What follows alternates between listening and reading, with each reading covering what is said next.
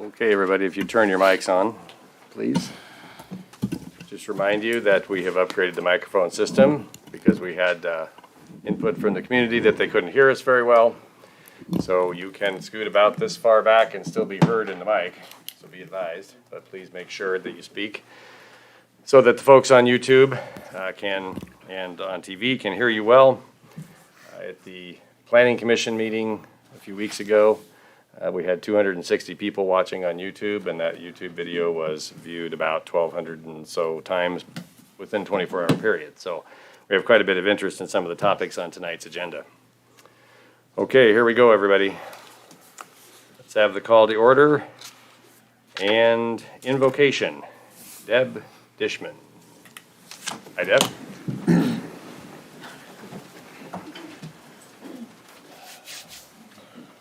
Let's pray. Tonight, Lord, we want to acknowledge that you are a living God, the Lord of all creation, and you are always with us every single step of the way. We invite you into this place tonight to lead us and to guide us, just like you led the children of Israel out of captivity to freedom, just like you delivered Shadrach, Meshach, and Abednego from the fiery trial, Daniel from the mouths of the lions, and just like you led Peter to do the impossible by walking on water. We rejoice in the fact that you are the same yesterday, today, and forever. We ask today that you would give us clarity and wisdom in the decisions that are to be made this evening. We ask that you would open all ears and eyes to truth, and that you would fill minds and hearts with peace. Raise this community up to be a place that you're proud to call your own and that we're proud to live in. We pray in the way Christ Jesus taught us, thy will be done. In the powerful and precious name of Jesus, amen. Amen. I pledge allegiance to the flag of the United States of America and to the republic for which it stands, one nation, under God, indivisible, with liberty and justice for all.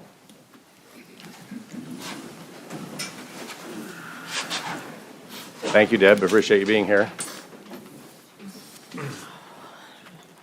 Okay, roll call, please. Nisley, Here. Tryon. Here. Bowles. Here. Lucas. Here. Garrett. Here. Harmon. Here. Rieger. Here. Woods. Here. And today we're going to pause just for a second, and Mr. Kibben is going to introduce the city's new HR director. Mayor Kelleher, members of council, it's my pleasure to introduce Jill McClure/Huron. She'll provide you a bit of her background and where she comes to us from. We are really, really excited to have her on board, and she has a full plate already. If you'd come up to the mic, please, Jill, there in front.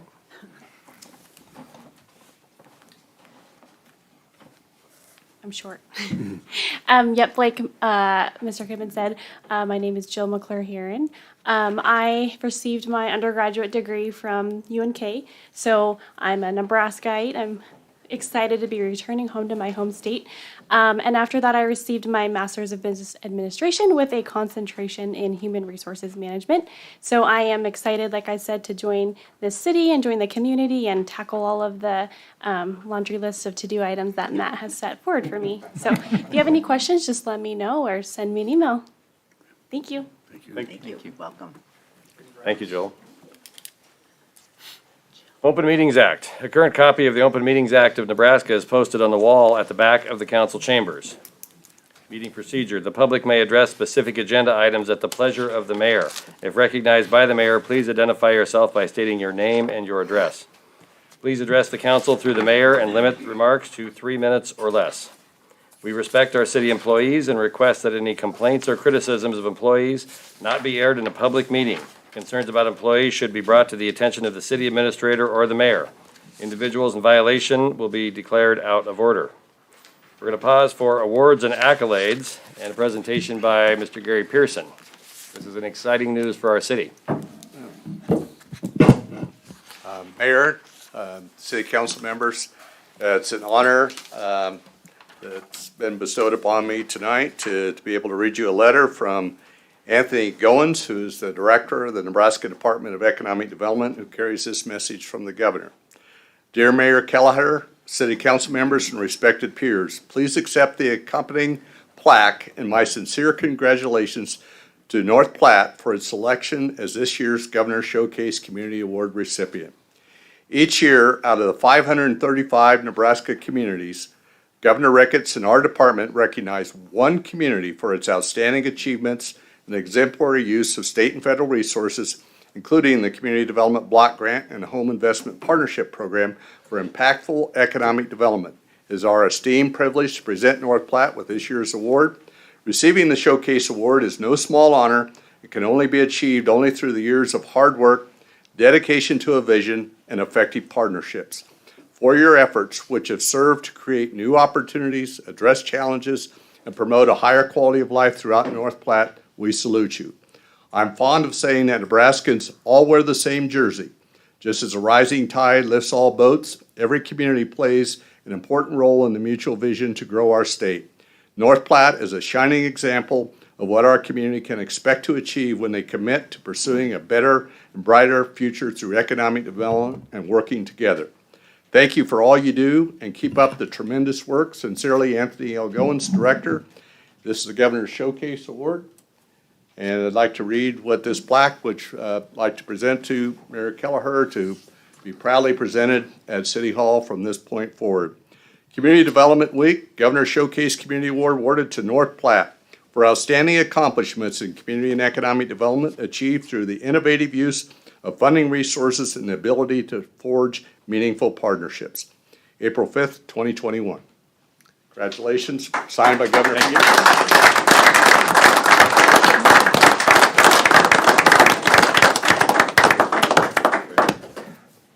Thank you, everyone, and let's not forget to recognize that the work in winning this award was done largely by people that are not all sitting here right now.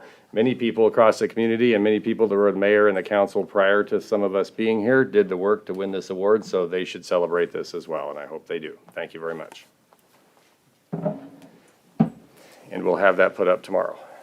Thanks, Gary. Yeah, I might say that also in May, the state of Nebraska is going to do a feature article on all the projects that went into this honor about North Platte. Next year, when they do their community development block grant brochure, North Platte will be prominently featured in the middle of the brochure. That's great, thank you. Okay, moving on to the consent agenda. I am removing item number 6 from the consent agenda. Here is the reason. Last week, well, let's see, let me start differently. We all occasionally make a mistake, and I made one last week.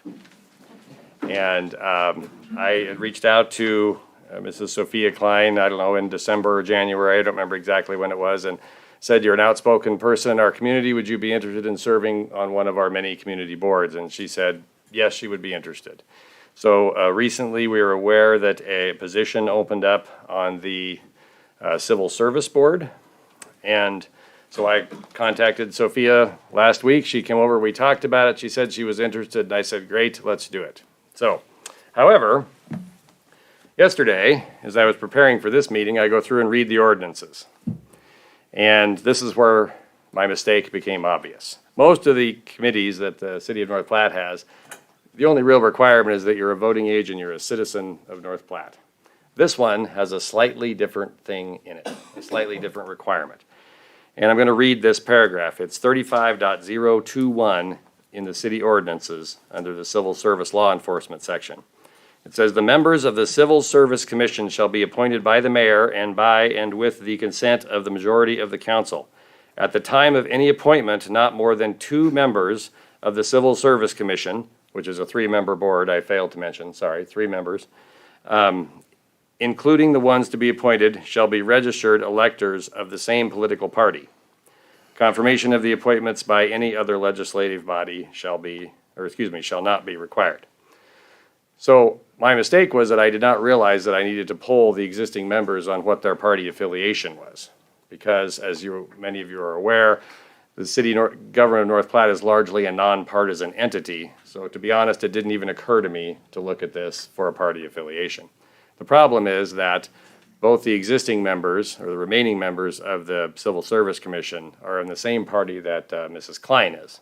Therefore, I had to go over to her place of business today apologize profusely and retract my offer to add her to this commission. So I want to make it publicly very clear, since her name was in the paper and other things, that this has absolutely nothing to do with Mrs. Klein, other than the fact that she happens by sheer coincidence to be of the same party the previous two members. This was a mistake on my part, and I'm entirely sorry, and so I'm publicly apologizing to Mrs. Klein to make sure there are no issues, okay? So thank you for being here. So that's why that is withdrawn from the agenda. Everybody okay with that? Okay, good. Excuse me, okay, good. Moving on, after I shut this big book. In the future, I'll make sure I read those before I nominate anybody. Okay, we have the consent agenda. All matters under the consent agenda are considered by the city council to be routine and will be enacted by one motion. Any city council member may, however, remove an item from consent by request. Number 1, approve the minutes of March 16th and 24th, 2021. Number 2, place on the treasurer's report for February 2020, place on file the treasurer's report for February 2021. Number 3, accept and place on file the City of North Platte audit for fiscal year ended September 30, 2020. Number 4, send applications of Casey's Retail Company, DBA Casey's General Store, number 1759, and number 1914 for Class D liquor licenses, beer, wine, and distilled spirits, off sale only, located at 520 Rodeo Road and 1401 East 4th Street, to the Nebraska Liquor Control Commission with no recommendation. Number 5, send application of Los Mariachis for a Class C liquor license, beer, wine, and distilled spirits on and off sale, located at 520 East Phillip Avenue, Suite number 2, to the Nebraska Liquor Commission with no recommendation. Item number 6 is removed. Number 7, approve North Platte Fire Department Annual Report for 2020. I move we approve items 1 through 5 and item 7 of the consent agenda. Second. Okay, motion Nisley, second. Reeker, who I heard first. So, any discussion? Please vote.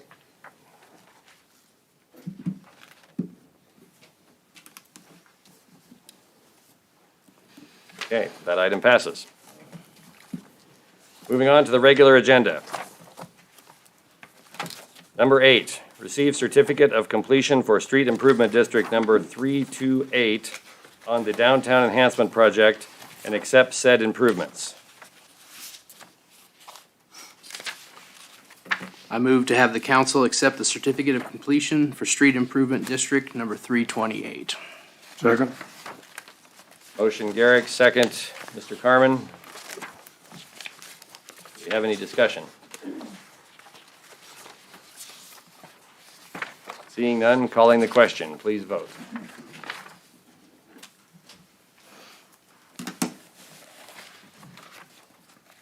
Number 9, action on ordinance number 4062, authorizing the issuance of Series 2021 General Obligation Various Purpose Bonds in the amount of $6,620,000.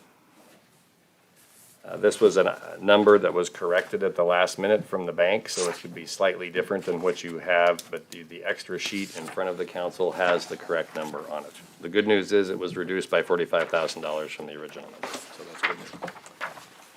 Okay, Mr. Kibben, please read the ordinance. An ordinance authorizing the issuance of general obligation various purpose bonds of the City of North Platte, Nebraska, in the principal amount of $6,620,000 for the purpose of paying the cost of improving streets and intersections in Street Improvement District numbers 326 and 328 and paving district numbers 832, 833, and 834, paying the cost of sewer improvements for the city in sewer extension district numbers 347, 348, and 349, and paying the cost of water improvements in water extension districts numbers 262 and 263, directing the application of the proceeds of said bonds, prescribing the form of said bonds, providing for the levy and collection of taxes to pay the same, providing for the sale of the bonds, entering into a contract on behalf of the city with the holders of said bonds, authorizing the delivery of the bonds to the purchaser, and ordering the ordinance published in pamphlet form.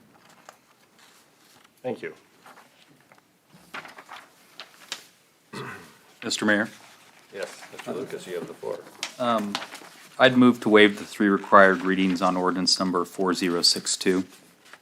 Second. Okay. We have a motion and a second to waive the 3 readings. Any discussion on that issue?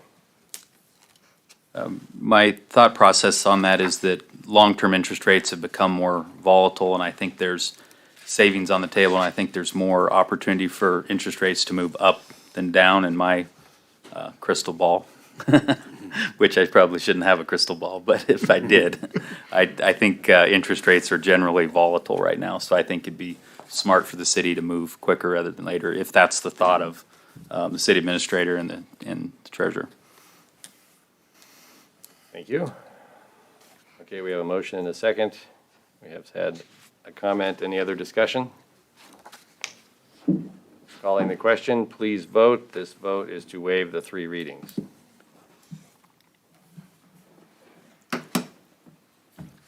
That motion passes. We are now back to the original number 9, which would pass on this reading if someone motions it. I move to adopt ordinance number 4062, authorizing the issuance of Series 2021 general obligation various purpose bonds as presented. Second. Motion and a second. Any discussion? Calling the question, please vote. That item passes. Thank you, everyone. Moving on to number 10. Excuse me, Mr. Mayor. Yes, sir. Where does that put us now in relationship to our bonded indebtedness? Thank you. I'm going to ask Dawn to step forward and answer that question for us, please.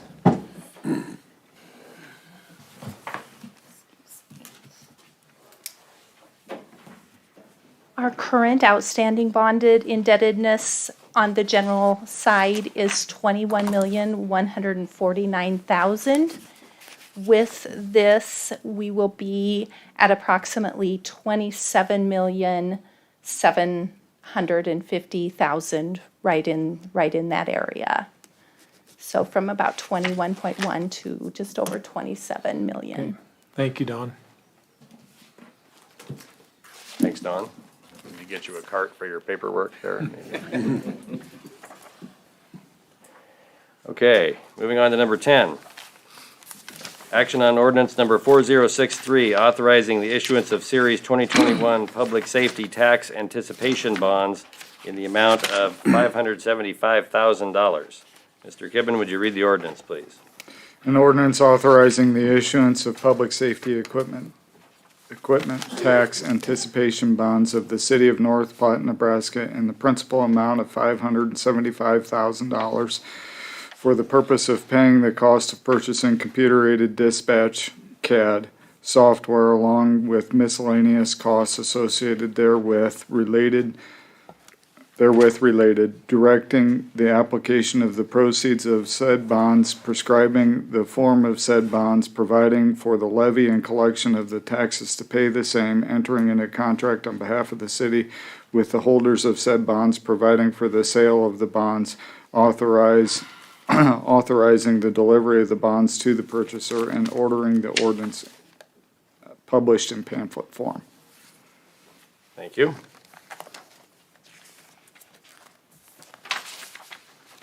Mr. Mayor, Go ahead. I would move to waive the 3 readings required on ordinance number 4063. Second. Okay. Motion and a second. This would waive all 3 readings. Do we have any discussion on that item?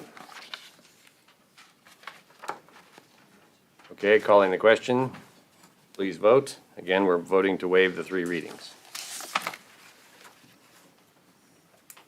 That motion passes. Back to the original ordinance. Anyone like? I move to adopt ordinance number 4063, authorizing the issuance of Series 2021 Public Safety Tax Anticipation Bonds as presented. Second. Motion Nisley, second Volts. Any discussion on number 10? Mr. Lucas? Just a quick question for Mr. Kibben. Did you guys contemplate keeping this unbonded out of debt, or is there a particular, when you look at like this type of a item, would we normally bond it, or how do you guys make that decision, or maybe just a little background on that?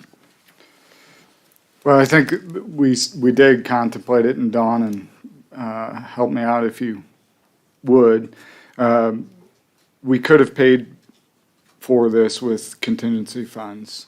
It would have been a pretty significant hit to the contingency that we have in place, and we're also working to establish a cash reserve, which would have set us back from doing that. And we felt like the rates associated with the public safety bonds were very enticing, considering where they're at and the information provided. And so that's why we chose to bond this portion of the computer-aided drafting system. Thank you. Other discussion on number 10? Seeing none, calling the question, please vote.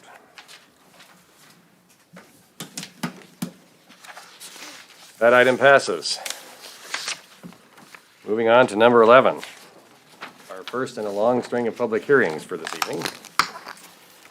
Action on recommendation by the North Platte Planning Commission for approval of a conditional use permit to allow a cargo container as a permanent structure in a B2 highway commercial district located at 410 East Leota Street. We will now open the public meeting on this item. If you would like to address the council, you're certainly welcome to step to the podium, say your name and your address. Please limit your remarks to approximately 3 minutes at most.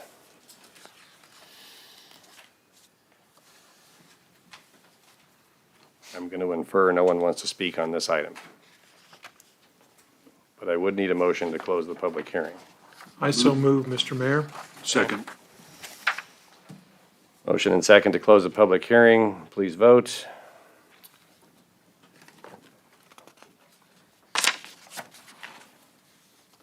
Public hearing is now closed.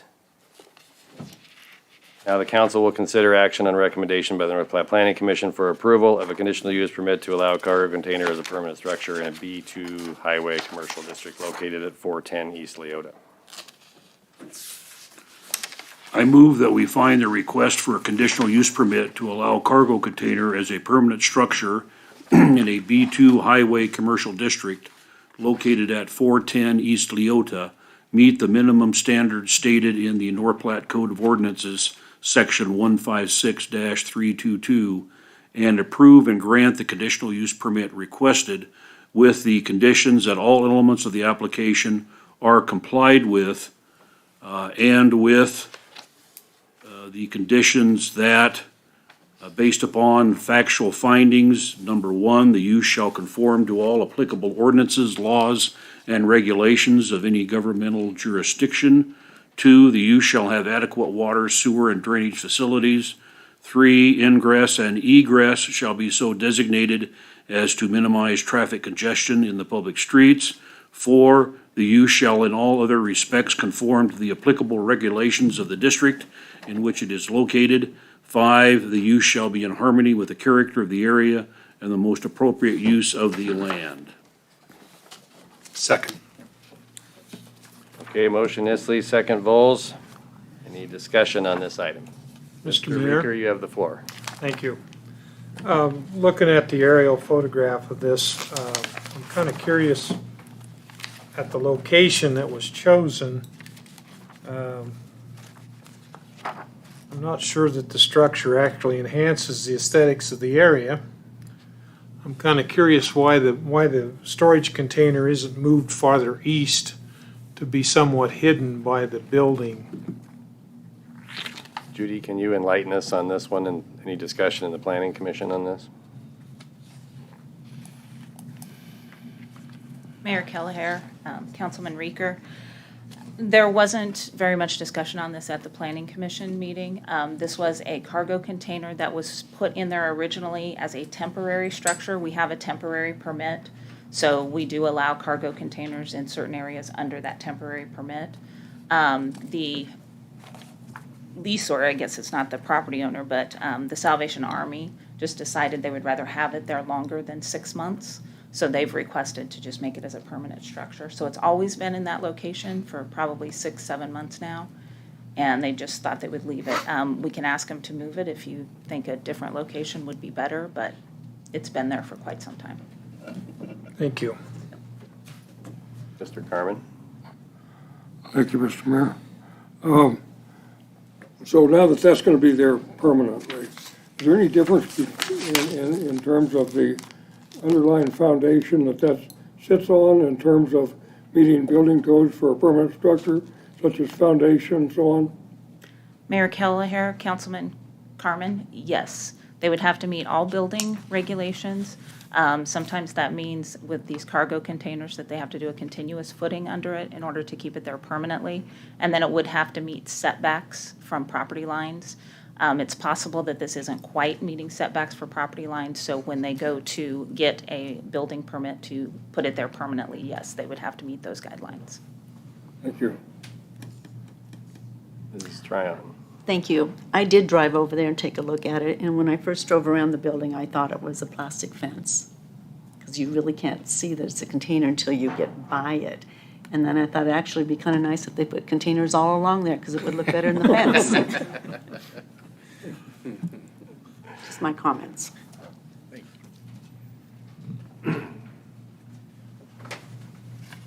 Any other discussion on this item?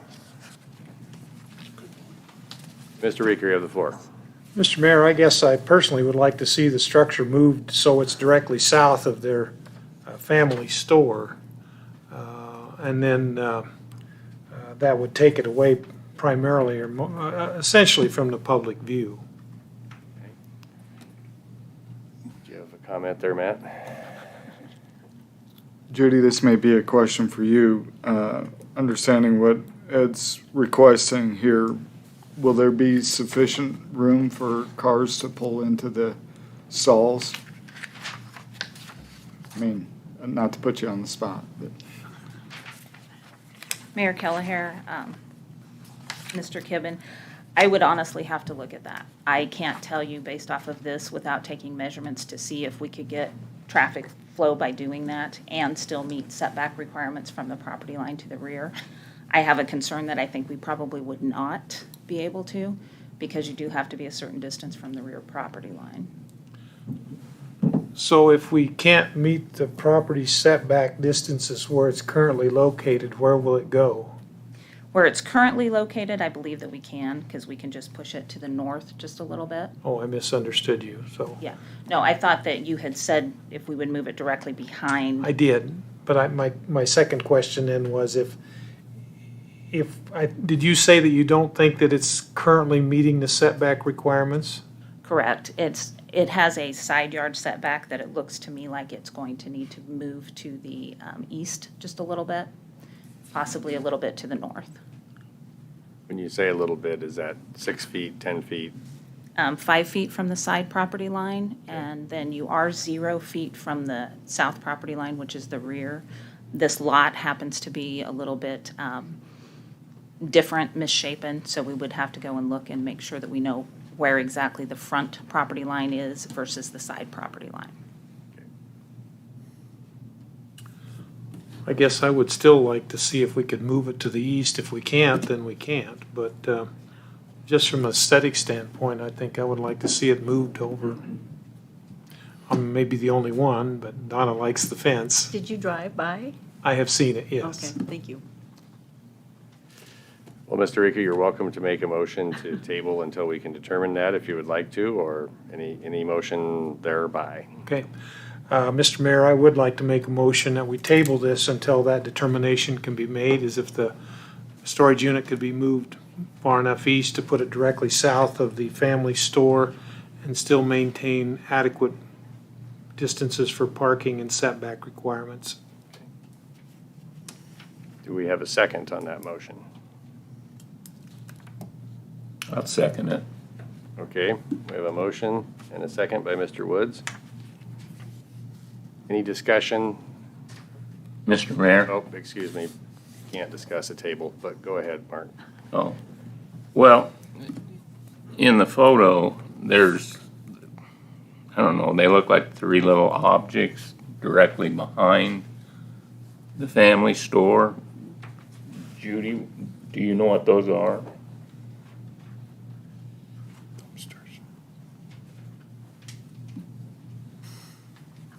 Mayor Kelleher, Councilman Woods, I believe those are trash receptacles. Well, that's what I thought, which would kind of hinder, I would think, putting it directly behind the store. Although I agree with you that it would look better back there. But I just figured that would kind of make it impossible, wouldn't it? I'm assuming you can probably move trash receptacles, but then the trash receptacles aren't going to be behind each of the individual stores, which may make it a little bit more difficult. So these are for all, probably all of that area. So they could be moved, you're right. Okay, thank you. Okay, we have a motion to table, which really means we're not supposed to discuss until we until we vote on that motion. So let's go ahead and vote on that motion to table, please.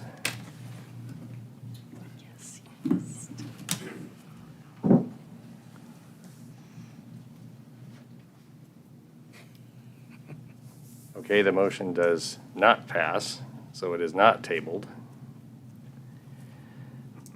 So we are back to considering number 11 as it stands. Mr. Mayor, comment? Mr. Lucas, go ahead. With all due respect for your comments, Ed, and I agree with you that it would be better behind. I drove around the building, looked at it pretty carefully, and I think there's a considerable amount of traffic that actually goes back there because of the Jimmy John's drive-through.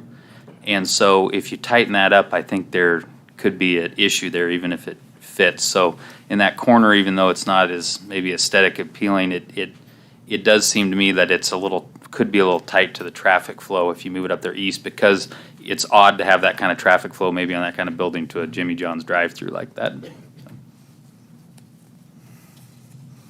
I just want to make a comment. I agree with what Mr. Rieger is saying, and my feeling is this is a charity. It's part of their operation. The people donate clothing and they have to get rid of it, and they use this container, and that's just my feeling. We have to give them a little bit of a break on that just by nature of this a charitable organization. That's why I'm saying it. This is a conditional use permit request, so the council, just reminding everyone, you can place conditions on it, such as if someone wanted to say, if the store is to move, then the container has to go with the store, or something along those lines, or other conditions that we could consider adding to this. You guys have the authority and the power to do so if you'd like to. You have the floor, Mr. Rieger. Mr. Mayor, so as the community develops and this becomes, maybe it's not well maintained or something, what options do we have as a city now to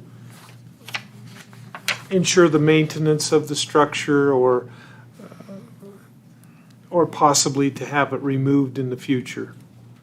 Judy, would you address that question, please?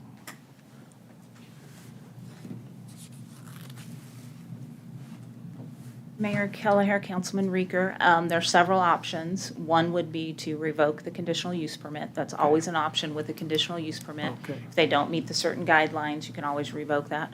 Also, we have a property maintenance code, which will still apply in this situation. They do have to maintain their property. Okay, thank you. Yep.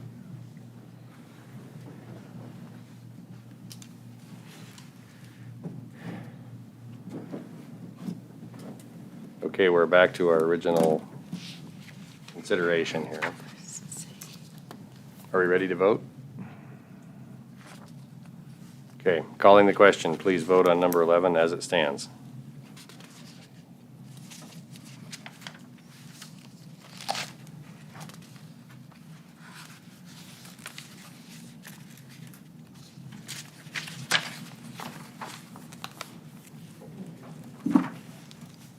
Okay, number 11 passes. Thank you, everyone. Nice to have a good, healthy debate on these issues. Number 12, action on recommendation by the North Platte Planning Commission for approval of a conditional use permit to allow living quarters situated in an office building in a B-2 Highway Commercial District located at 601 East Francis Street. This is the beginning of public hearing for number 12. The public hearing is now open. Anyone that would like to address the council may do so by approaching the microphone and stating their name and address. Please limit your comment to 3 minutes. You guys are going to be tired of me saying that by the end of this meeting. That was a joke. Okay. Even though it may be true. Well, council, it would appear that no one would like to speak on this issue. I move to close the public meeting. Okay. Motion Garrick, second Reeker, I think. Yes. Calling the question, please vote on closing the public hearing.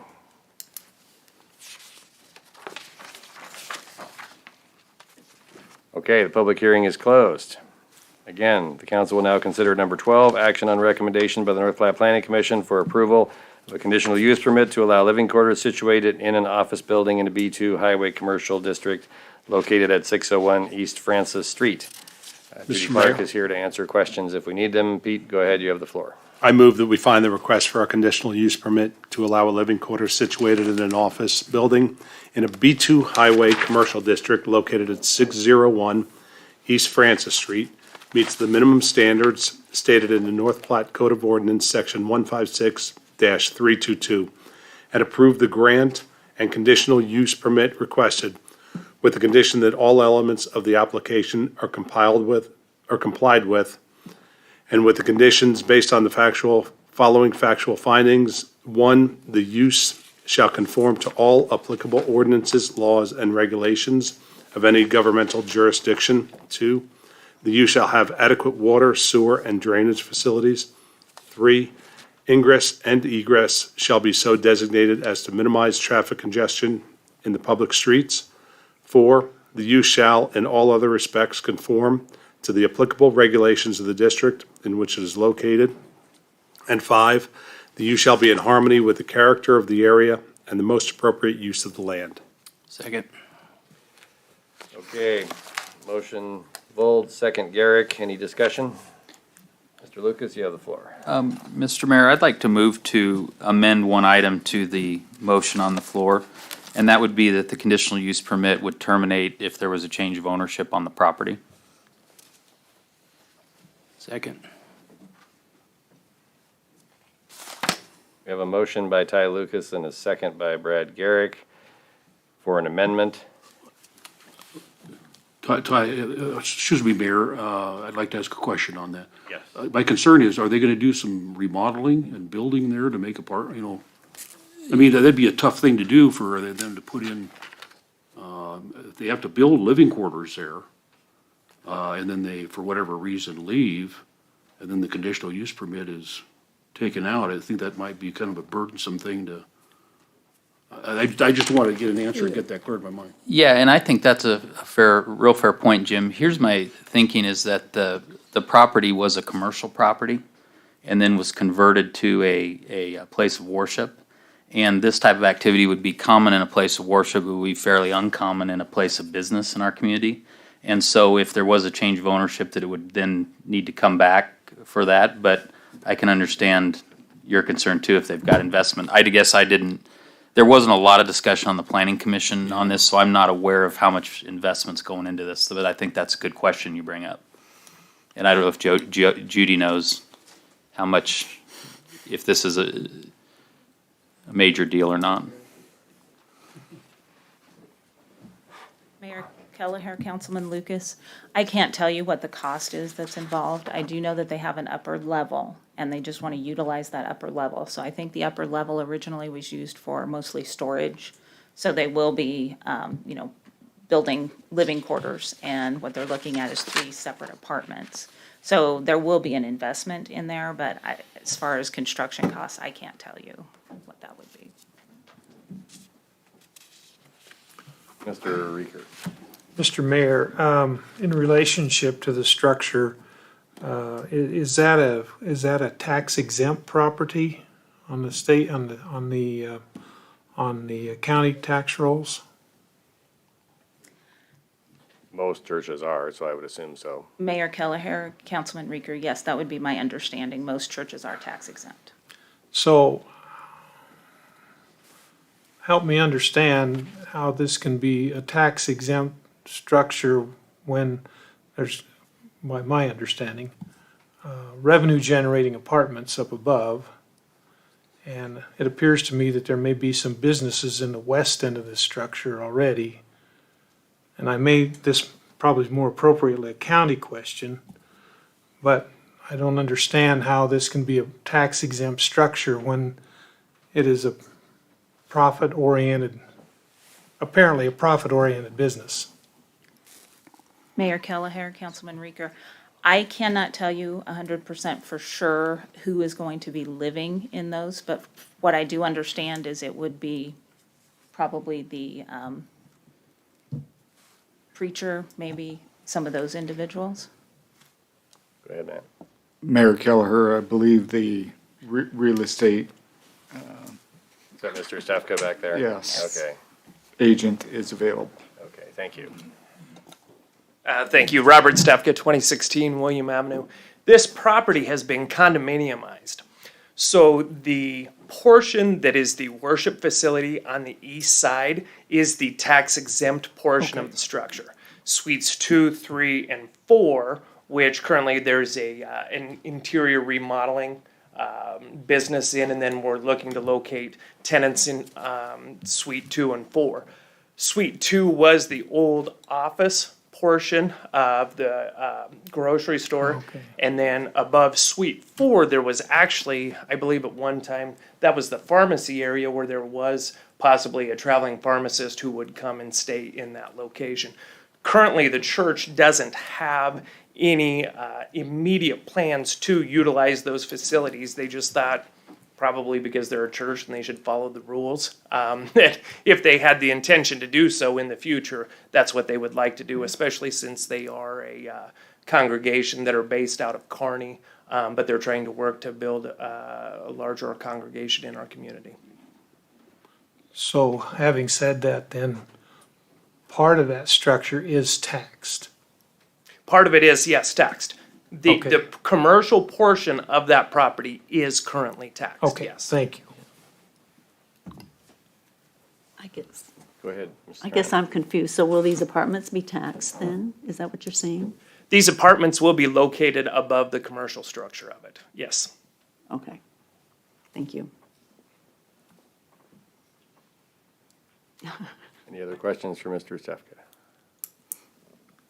Thank you. sir. Mr. Mayor, Mr. Bowles, you have the floor. quick question for Judy. Sorry, Judy. Judy, you're gonna get your steps in tonight. So the way this is zoned right now, it's B2 Highway Commercial District. If it changes occupancies, it would continue to stay a B2 Highway District. So I'm just trying to answer Ty's question, if the permitted occupancy of an apartment staying above the church, would that continue with the next tenant if they were to sell, or no? Mayor Kelleher, Councilman Voles, yes, generally conditional uses go with the property. Now, Councilman Lucas has made a motion to make that go away if the ownership does change. But yes, in a B2 Highway Commercial District, by conditional use, if we did this in any other area without that amendment to it, yes, it would stay with the property. Okay, thank you. Mayor Keller, I'd ask Mr. Lucas, would you be willing to withdraw that portion of withdraw your motion that it would cease? Well, I mean, Mr. Nissley, we do have a zoning that allows mixed use on a property.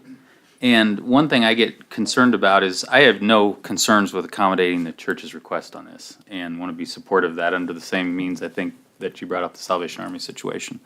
But we do have a zoning that allows businesses and residences to coexist. And so I guess my thinking on it was that that if the church opted to sell the property, that whoever was wanting to buy the property could come to planning and zoning and seek either for it to be rezoned or to seek an additional conditional use permit at that point. And then the city could analyze how they feel about the combination of a residential and commercial structure. I get a little concerned about the precedent it would set if this was sold to a retail business or whatnot, that, somebody could kind of gain that differentiation on a property without going through a zoning proceeding. But I guess it's not that big a deal to me. I think you guys could vote her down if you like. I mean, I'm not gonna argue about this one all night, but I do think there's some things to think about, just because you get all these conditional use permits out there and properties sell or things change, and then you run into things you don't plan for later. But Mr. Mayor, Mr. Woods, you have the floor.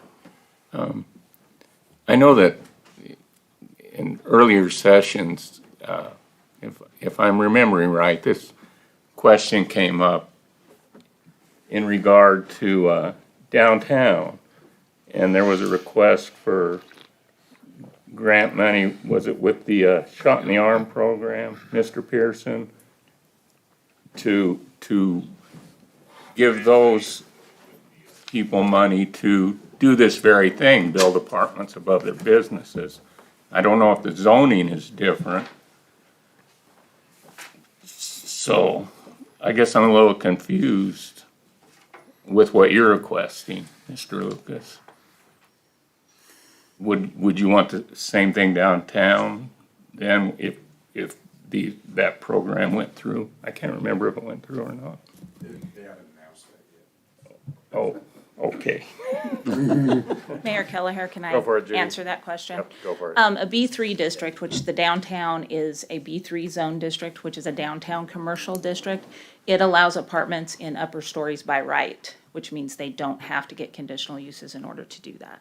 Okay, that's what I was wondering, if the zonings were different. May I address Mr. Wood's question? Maybe that's my point. Again, this isn't life-changing for all of us, but this property could be zoned for this to occur. But this is maybe an easier, a little faster way of doing it. And I guess my perspective is if it is going to be a long-term building to successing owners, it should just be zoned accordingly if that's the city's desire. I understand what you're saying, Mr. Lucas. That was really my question. I should just ask, were they zoned differently? Okay, we have to recap, currently, we have a motion and a second on an amendment to allow the conditional use permit terminate in the event of the sale of the property. Did I state that correctly, Mr. Lucas? Okay, does anyone have any further discussion on that amendment? Seeing none, calling the question on the amendment.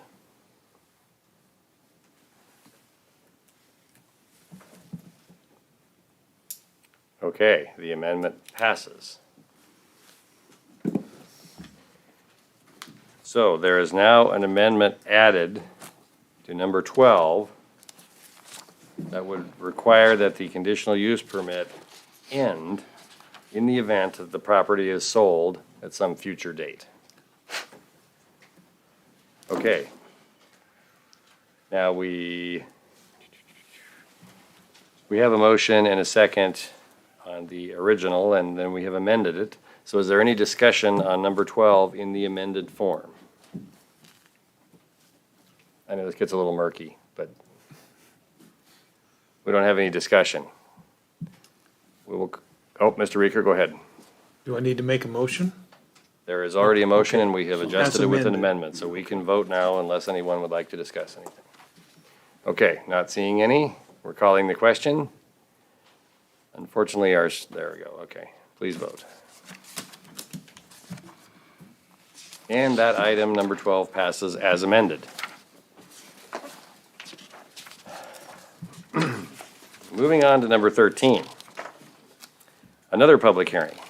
Action on recommendation by the North Platte Planning Commission for approval of a conditional use permit to allow living quarters situated in an office or business building in a B-3 downtown commercial district located at 206 North Jefferson Street. This is a public hearing and it's open right now. I feel like everyone here knows what to do if they'd like to speak. If you'd like to speak, please approach the mic. I don't think we're going to have anyone who would like to speak. I move to close the public hearing. Okay. Motion Garrick, second Reeker to close public hearing. Calling the question, please vote.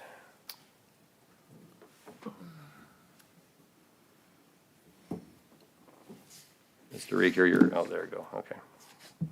Okay, the public hearing is now closed. Thank you, everyone.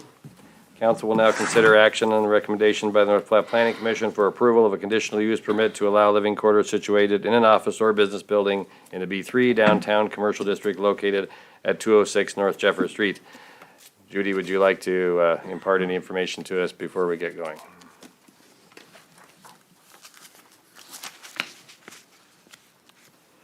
Mayor Kelleher, members of the council, this is where it gets even a little bit more confusing, because I just said that in a B3 district, you could have apartments situated in an office building. They're allowed by right as an upper level, not allowed by right as just simply attached on ground level. So this is a ground level apartment. The one kicker with this was the individuals mistakenly went ahead and built the living quarters prior to ever requesting a conditional use permit or any building permits. So this is kind of a little bit of a retroactive, which is a little bit different. If you have any questions, I'd be happy to answer. We do need a motion before we discuss. I can proceed with the motion now if you'd like, Mayor. Please do. Okay.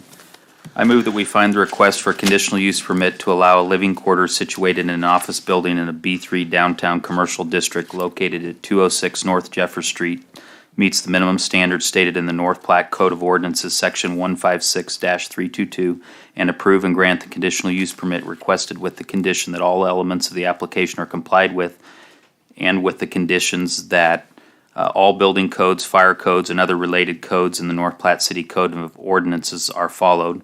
All required building or fire code inspections are completed and approved based on the following factual findings. The use shall conform to all applicable ordinances, laws, and regulations of any governmental jurisdiction.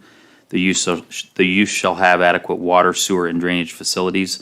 Ingress and egress shall be so designated as to minimize traffic congestion in the public streets.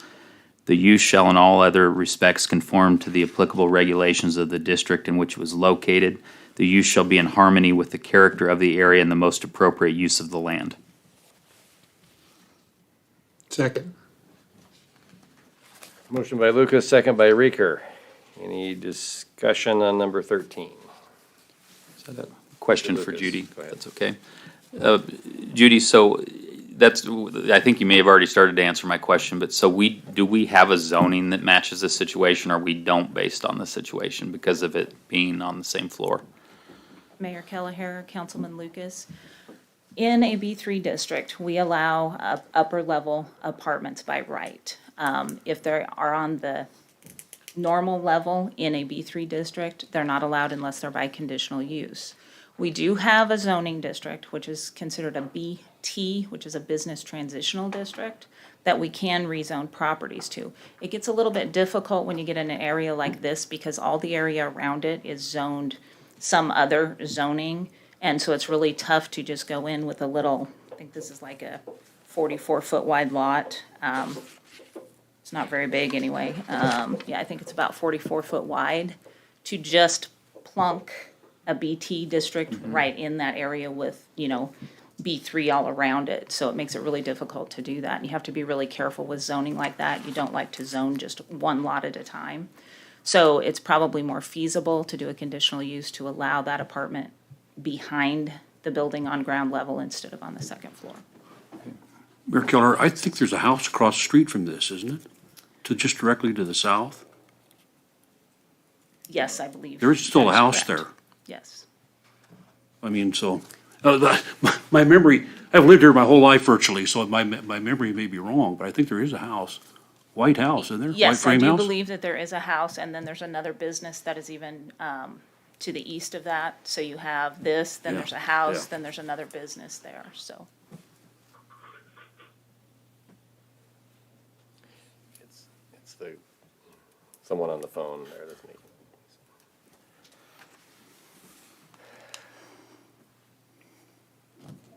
Okay, any other questions? Discussion? Mr. Nisley appears poised to vote. Okay. Calling the question on number 13 as it stands. Please vote.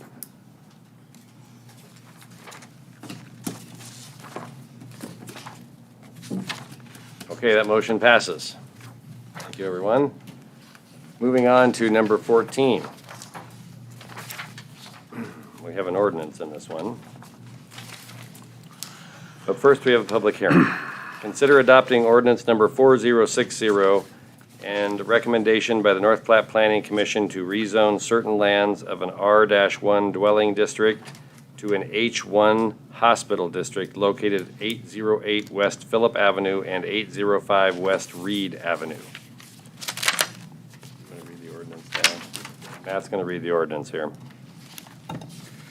An ordinance of the City of North Platte, Lincoln County, Nebraska, rezoning certain lands described as the east 12 feet of Lot 6, Block 161, original town of North Platte, Lincoln County, Nebraska, and the middle 44 feet of Lot 7 and 8, Block 161, original town of North Platte, Lincoln County, Nebraska, from an R1 dwelling district to an H1 hospital district, repealing all ordinances or parts of ordinance in conflict herewith, providing for the effective date and publication thereof.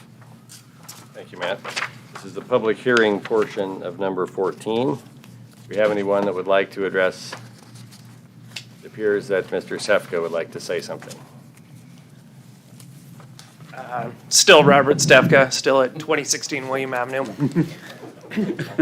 I do know that sometimes when we talk about rezoning properties, that sometimes there's discussions, especially with neighbors that live in the area that maybe have some concerns about what may or may not go into this particular area.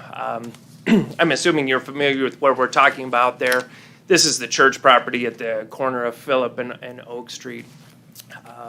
And when we talked about this at the Planning Commission, there was a gentleman that got up, Mr. Werblow, the former city engineer, who had expressed some concerns. And I felt it necessary to let you as the city council know that he and I did have a discussion in the hallway after that we did speak about this at the Planning Commission.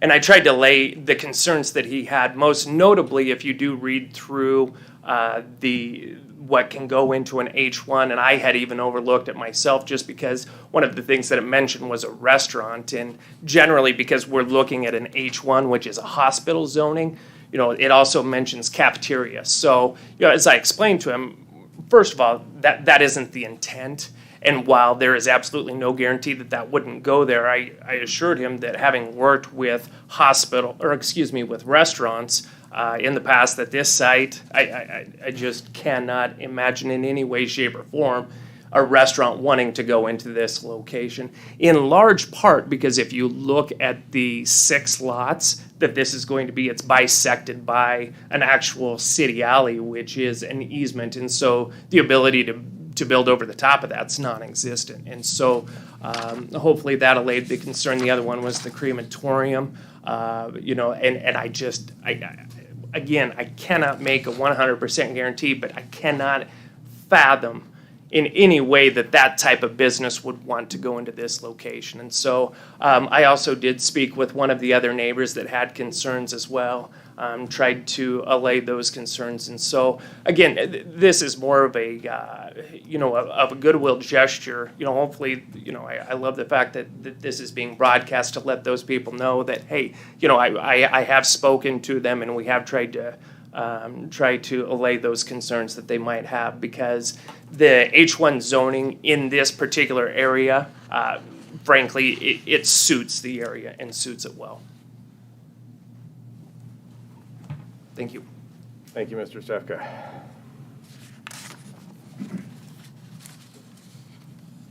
Any questions or discussion on this issue? Just a comment, Mr. Mayor. I just would like to note, I was looking at, we don't have a lot of H1 zoning in the community, but to familiarize, I think the area there on Maple, where like Maple Park Dental and the Foot Clinic, and that's an example of H1. And so it is a nice way to lower the impact, but still create some commercial usage on a lot like this. Any other comments from the public?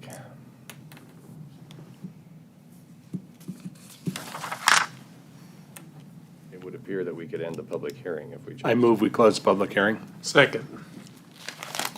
Motion Vols, second Ricker to close the public hearing. Calling the question, please vote.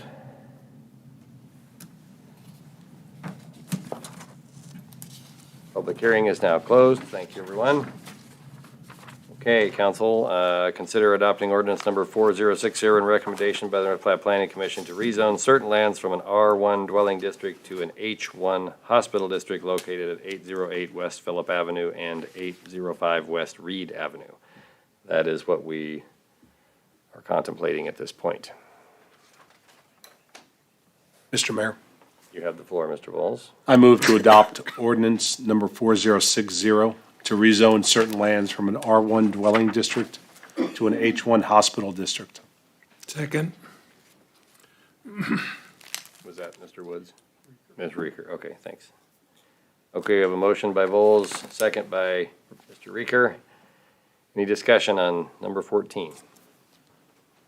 Now, this is the second time on this, isn't it? We have one more hearing. It's the first. This is the Well, this is the one. first one. Oh, that's right, the planning commission. I'm sorry, got mixed up. First, okay.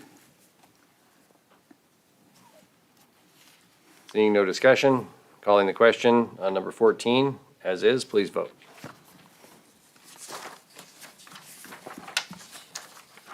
That item passes.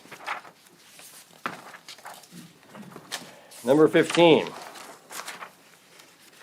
a public hearing to consider adopting ordinance number 4061 and recommendation by the North Platte City Planning Commission to rezone certain land from a B-1 neighborhood commercial district and a B-2 highway commercial district to a PB-2 planned highway commercial district located at 1000 South Dewey Street, and approval of the master plan. Mr. Kibben, please read that ordinance. An ordinance of the City of North Platte, Lincoln County, Nebraska, rezoning certain lands described as Tract 1, that portion of lots 1, 2, 3, 8, 9, and 10, Singleton and Weibel's subdivision. I hope I didn't screw up those individuals' names, but I'm sure I did. And a portion of vacated alley between said lots 1, 2, 3, 8, 9, and 10, North Platte, Lincoln County, Nebraska. Tract 2 of all Siglin and Weibel subdivision, including vacated South Pine Street, vacated K and L Streets, and vacated alley, North Platte, Lincoln County, Nebraska. Tract 3, Block 4, South Platte Business Park, North Platte, Lincoln County, Nebraska, repealing all ordinances or parts of ordinances in conflict herewith, providing for the effective date and publication thereof. Thank you, Matt. Okay, this is a public hearing. Anyone wishing to address number 15, please approach the microphone.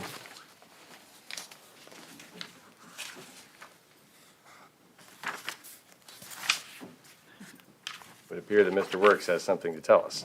No, just I came all this way. I at least should show up and say hi, and I'm here to answer any questions if you have any questions about it. I'm here on behalf of North Platte Mall. I am Mike Works from Lincoln, Nebraska. I forgot to tell you that. Thank you. Yes. I think you're off the hook for the moment. Wonderful. Thanks. Don't leave quite yet. Things can change. Okay. Anyone else have any comments on number 15? Mr. Mayor, I have a question on the bottom of the first page. It says, Donna, we probably ought to close the public hearing first before we, but if you'd like to make that motion, that would be great. I'll make a motion that we close the public hearing. Second. Motion Tryon, second Reeker. Close the public hearing. Calling the question, please vote. Mr. Mayor, quick comment. I need to exclude myself from our participation or voting on the issues with North Platte Mall LLC just due to a potential conflict of interest because of my role at Nebraska Land Bank. Okay, Mr. Lucas will not be considered in these items. Ms. Tryon, you have the floor. I just have a question about, at the bottom of page 83, it says additional variances to the city code of ordinances will include shared infrastructure improvements and landscaping. Shared as in shared with who? Okay, I hold don't on know just a for second. sure what that means. We'll get Judy to answer that question. I neglected to say that the motion to close the public hearing passed. It did in fact close. Judy, would you please work to answer Mrs. Tran's question? Mayor Kelleher, Councilman Tryon. If you look at, I believe it's included, the preliminary subdivision plat, it's pretty close to almost the last page, or it'd be about 4 pages, Exhibit B on the master plan. So if you look at that, you can see some lot lines or proposed lot lines.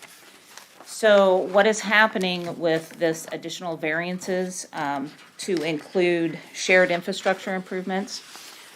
By code, when you do a subdivision, each lot has to have access to city-improved streets, infrastructure, so your water, sewer, those types of things. With this, what's going to happen is some of those are going to cross property lines. So they have to be able, each of those individual lots have to be able to share those. Some of them will be private, some of them will be public infrastructure improvements. So that's where the shared infrastructure comes in. The streets, most of the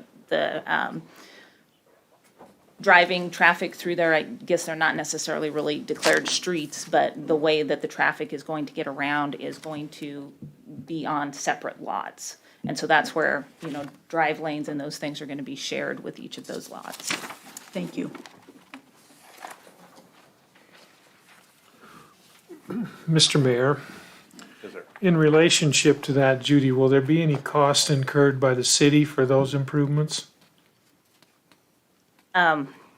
I believe that what is going to happen is this is an area that has been declared blight and substandard. And so it is a possibility those infrastructure improvements, if they do come forward with that redevelopment plan, could be paid through a tax or TIF bond. But as far as any direct cash outlay by the city to make any improvements? As far as, I'm going to defer to Mr. Kibben if he would know, but as far as I know, it's going to be the developer's expense. Hold up just a second. We don't have a motion on this yet. So could we get a motion before we continue the discussion, please? And then, Mr. Reeker, I'll give you the floor. Oh, that's fine. I move to adopt ordinance number 4061 to rezone certain land from a B1 neighborhood commercial district and a B2 highway commercial district to a PB-2 planned highway commercial district and approval of the master plan. Second. Okay, motion Garrick, second Carmen. Mr. Reeker, you have the floor. Do you want me to restate the question, or? Go ahead and continue with your answer. Okay. Mayor Kelleher, Councilman Reeker, the question is whether or not we should rezone the property as it relates to shared utilities and utility costs as we go forward. That will be part of the redevelopment plan. And so at this point, I would say we're early in the game to determine whether or not there are any costs and what the amount of those costs are. It's a valid answer.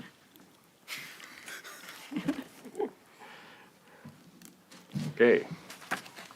We're now in the discussion phase officially of number 15. Do we have any other questions?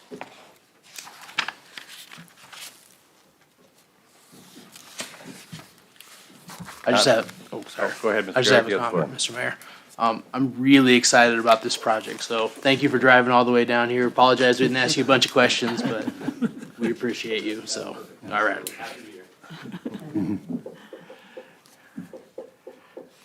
Okay, seeing no further discussion, calling the question on number 15 as it stands.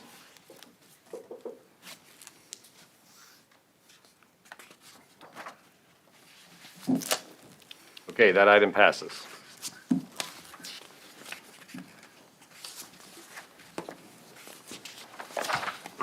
Okay, number 16. Yet another public hearing. To consider adopting ordinance number 4059 and recommendation by the North Platte City Planning Commission amending the City of North Platte Code of Ordinances, Chapter 156, Section 156.352, relating to design standards for parking lots, particularly regarding lighting and lighting performance standards. This is a public hearing. Mr. Kibben, would you please read the ordinance? An ordinance of the City of North Platte, Lincoln County, Nebraska, amending Chapter 156, zoning section 156.352, relating to design standards for parking lots, repealing all ordinances or parts of ordinances in conflict herewith, providing for the effective date and publication thereof in pamphlet form. Thank you, sir. This is a public hearing. Anyone would like to speak on this subject, please approach the microphone and tell us who you are and where you live. Public hearing on number 16. Going once. Would appear someone is approaching the microphone. Nope, I guess not. Okay. Going twice. Anyone for number 16 in the public hearing section? Mr. Mayor, Yes, sir. I move we close the public hearing. Thank you. Motion Vols, second Nisley, I believe. Calling the question.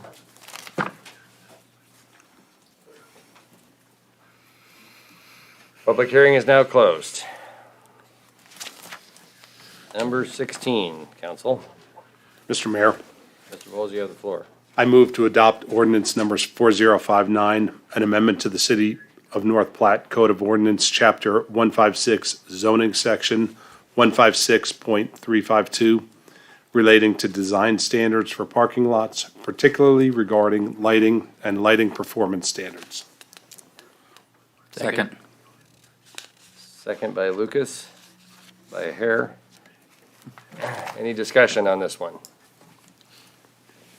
Mr. Mayor, Mr. Ricker, you have the floor. I'd just like to make a comment.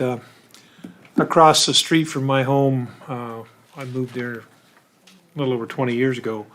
I think it's properly called a mercury vapor lamp, is that correct? I didn't need any interior lighting in my house because the street light provided plenty.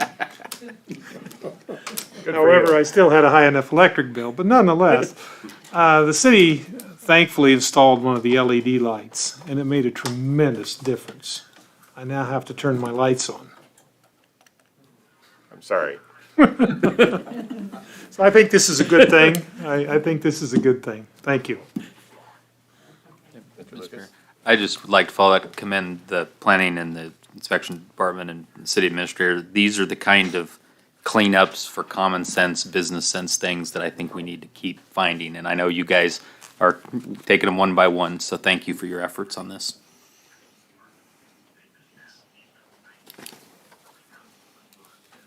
Okay, any other discussion on number 16? Calling the question, please vote.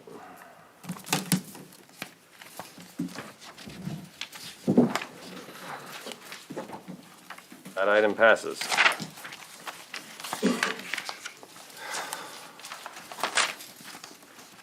Come to our last public hearing of the evening.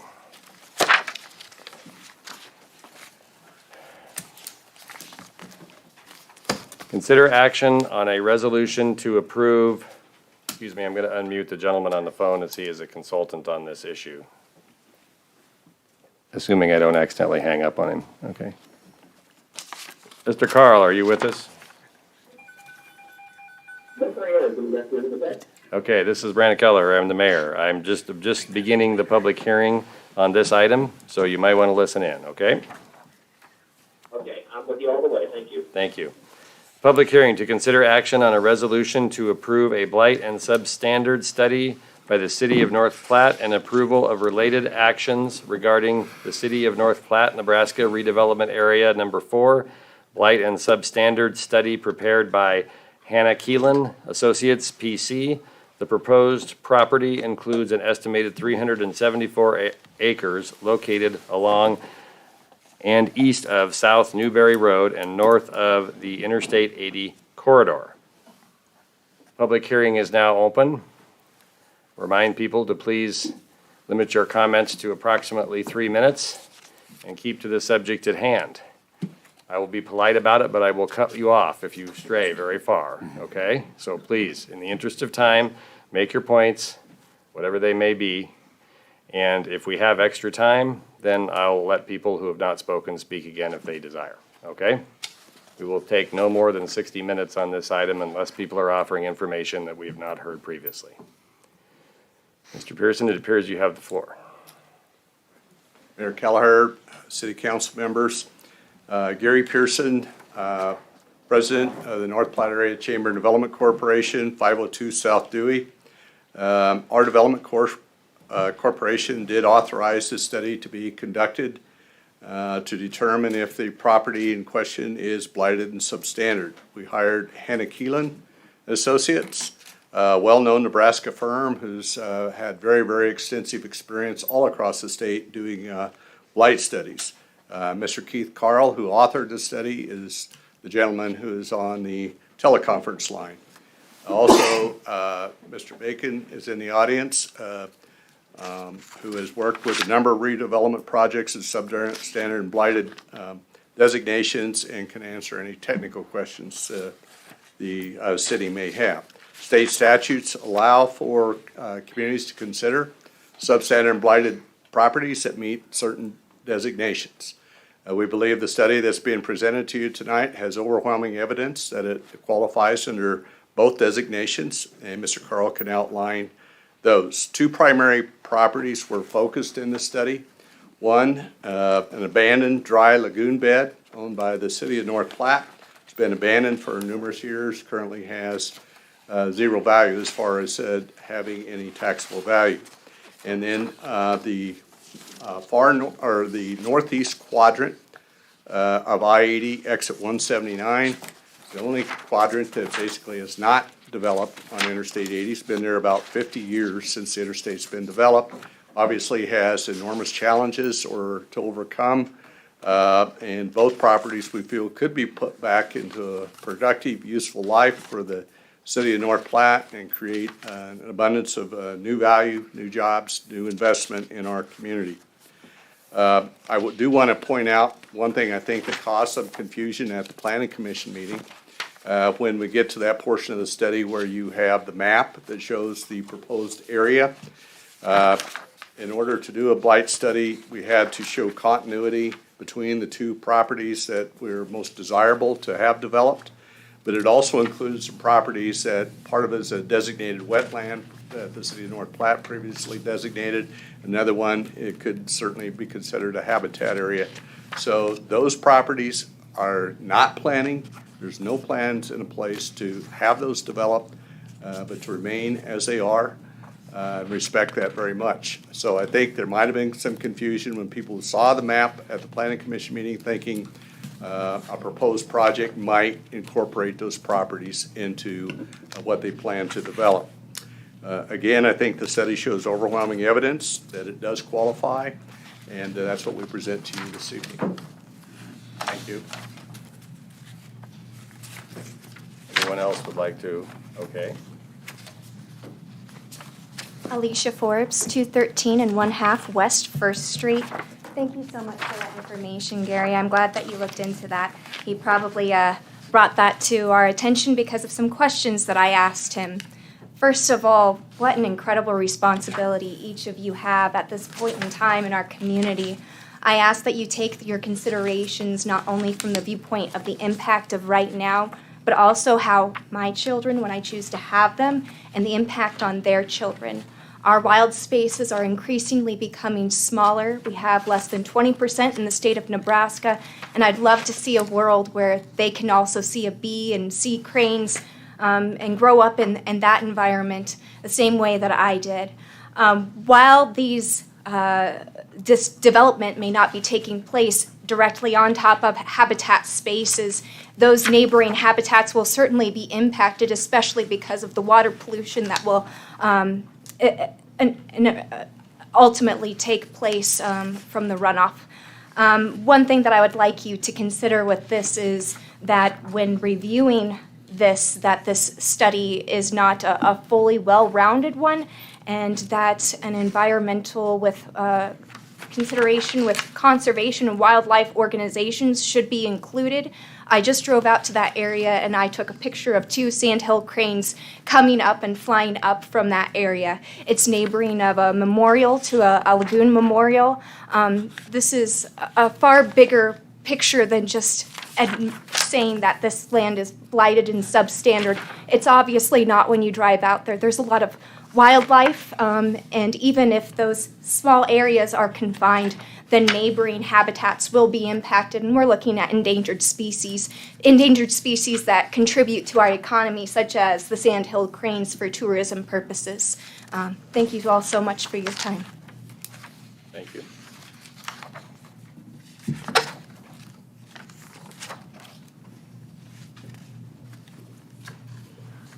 Still a public hearing. Okay, please come.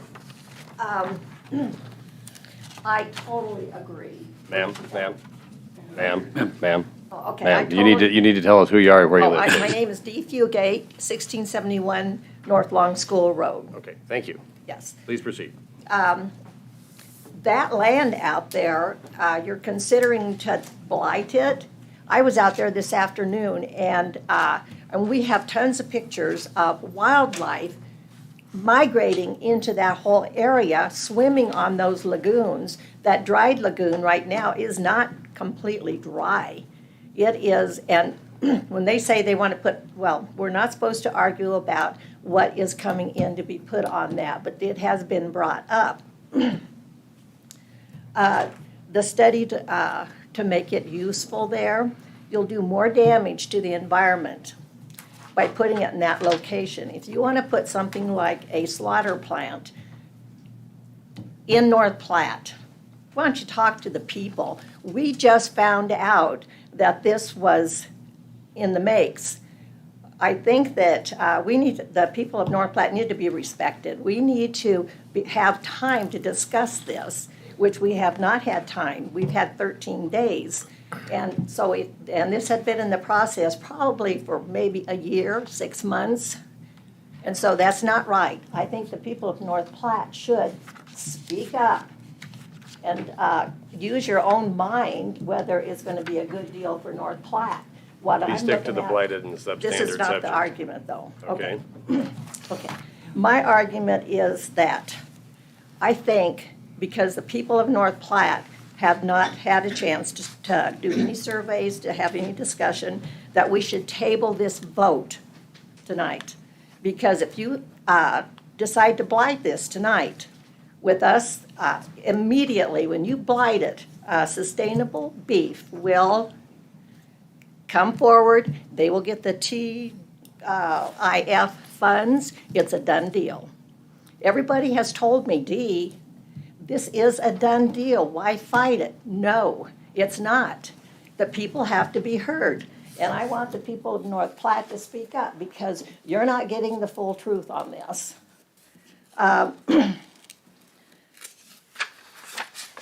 Okay. I'm not so much against the plant. I just want another location. And one location you might consider is at the end of Newberry and State Farm Road, right there on the east. Perfect location, double lane road, and if you have to put in a lagoon Ma'am, there. blighted and substandard on this property. That's the subject here. That is, and that's what I'm saying. Why blight that when it is technically a wildlife area? That is a wetlands. There's wildlife that migrate there. That whole area back where Larry Golden lives out there, he's been there 50 years. Talk to him about it being blighted. That man knows more than anybody that comes in from another state to give you their opinions. That man needs to be consulted. He knows the personality of all that land, of the lagoon, everything. And he has movie pictures, photos of ducks coming in and swimming on that lagoon. There's foxes out there having babies. I mean, when you put that, well, if you blight that, this is a go immediately. Everybody here knows this is a done deal. And you say that it's not, I can't give any more opinions because you'll shut me down, but that land is not blighted. So I got a lot to say, but I'll shut my mouth because I'll say it at another time. Thank you. Thank you. Hi, Jennifer Baker, 818 East 10th Street. In consideration with the property, what happens to the river that's connected to the property? There's also the North River on the other side of the blighted property area and the wetlands in there. So the commissions couldn't answer this question for me, but will there be an environmental impact study done on that area, considering there is 2 river sources and the wetland area?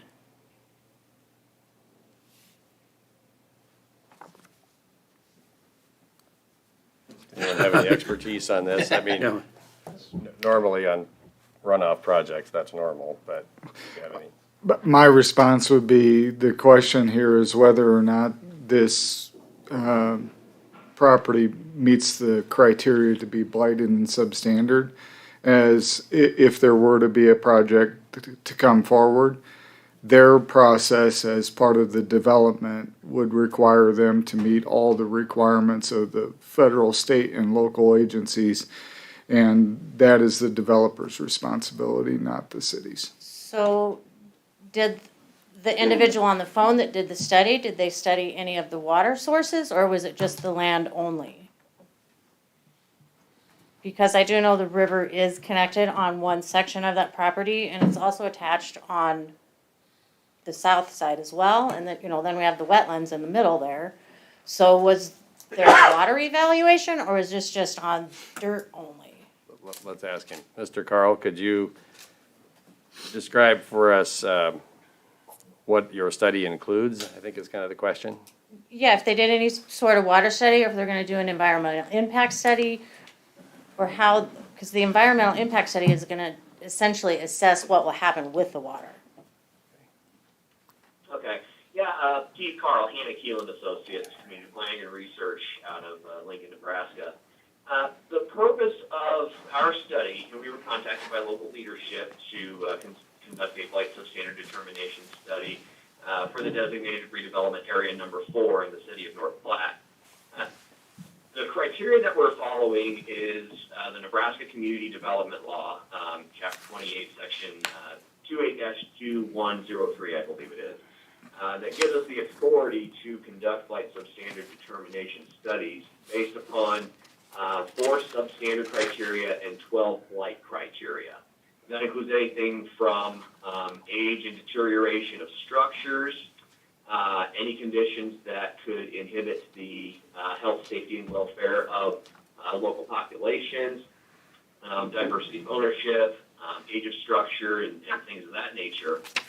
What we concluded is for the structures, first of all, there's a storage facility, kind of like a mini garage, maintenance garage, on the northern part of the redevelopment area.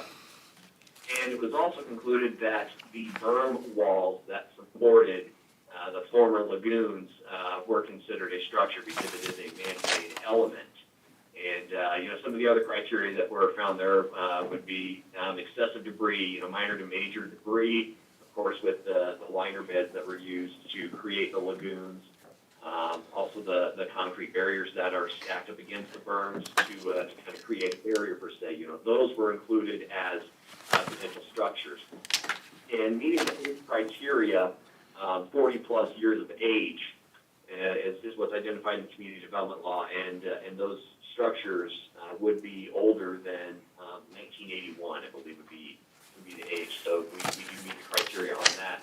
In terms of anything environmental, we do take a look at some of that, but we are strictly adhering to what the community development law, the Nebraska Community Development Law, allows us to look at.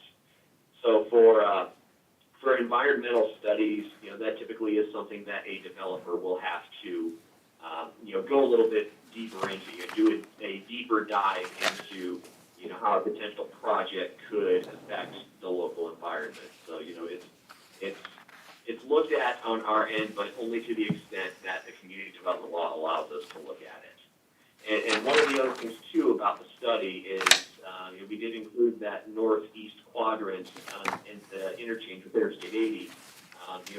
see maybe some development potential there for commercial properties, as it is the only quadrant that is not developed at this time. So, that's why we extended it across the river to include that potentially. But, the purpose is, for the land to be prepared for potentially a better use, rather than berm walls for a lagoon, for example. Could there be some additional wetlands created there? I suppose there could be, but that would come down to the city or North Platte Area Economic Development commissioning a redevelopment plan for the potential, for any potential development or for the vision of the area. So that's the extent that I can answer that question. Hopefully that gives you a little bit of clarity on that. Thank you. Okay, thank you.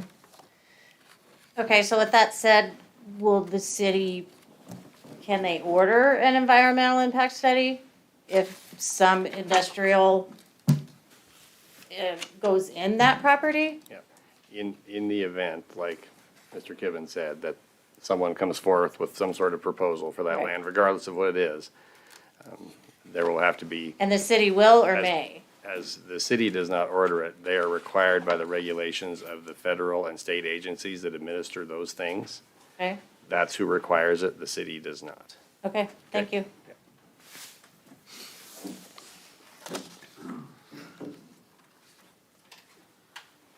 Hello, sir. Mayor, councilman, my name's Kent Blackman. I live at 26070 South Highway 83. My mother and father own property on 415 Phillip of North Platte here, which will be mine someday, so I definitely have an interest in what goes on here. I want to mention that Section 404 of the Clean Water Act prohibits wetland alterations without a permit from the U.S. Corps of Engineers. Now, this talk of this being blighted or substandard area out here by Newberry is ludicrous.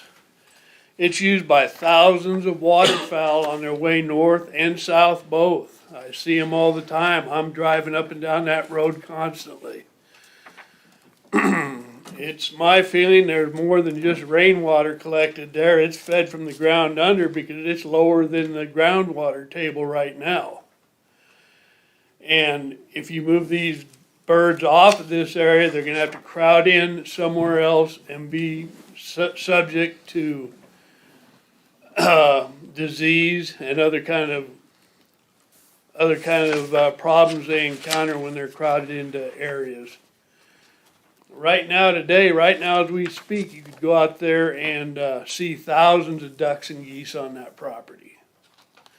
And I just want to make sure that we do the appropriate studies and make sure that we are doing the right thing here as far as our feather friends are concerned.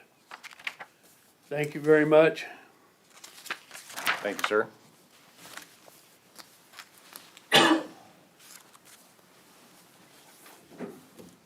Johnny Klein, 1003 East 4th. How are you guys? Question for the guy on the phone. Amount of studies that he does that ultimately decide that it's blighted and substandard. So if he does 100 studies, 99 of them, 100, what's his ratio? Did you hear that question, Mr. Carl? If you could repeat that, please. I think the question was, typically of the studies that you conduct, what is the percentage or how many of those studies are, do in fact end in a blighted and substandard determination? Is that a fair, Mr. Klein, did I say that correctly? Yeah. Okay. Yes, that's the question. Okay, thank you for your question, I appreciate it.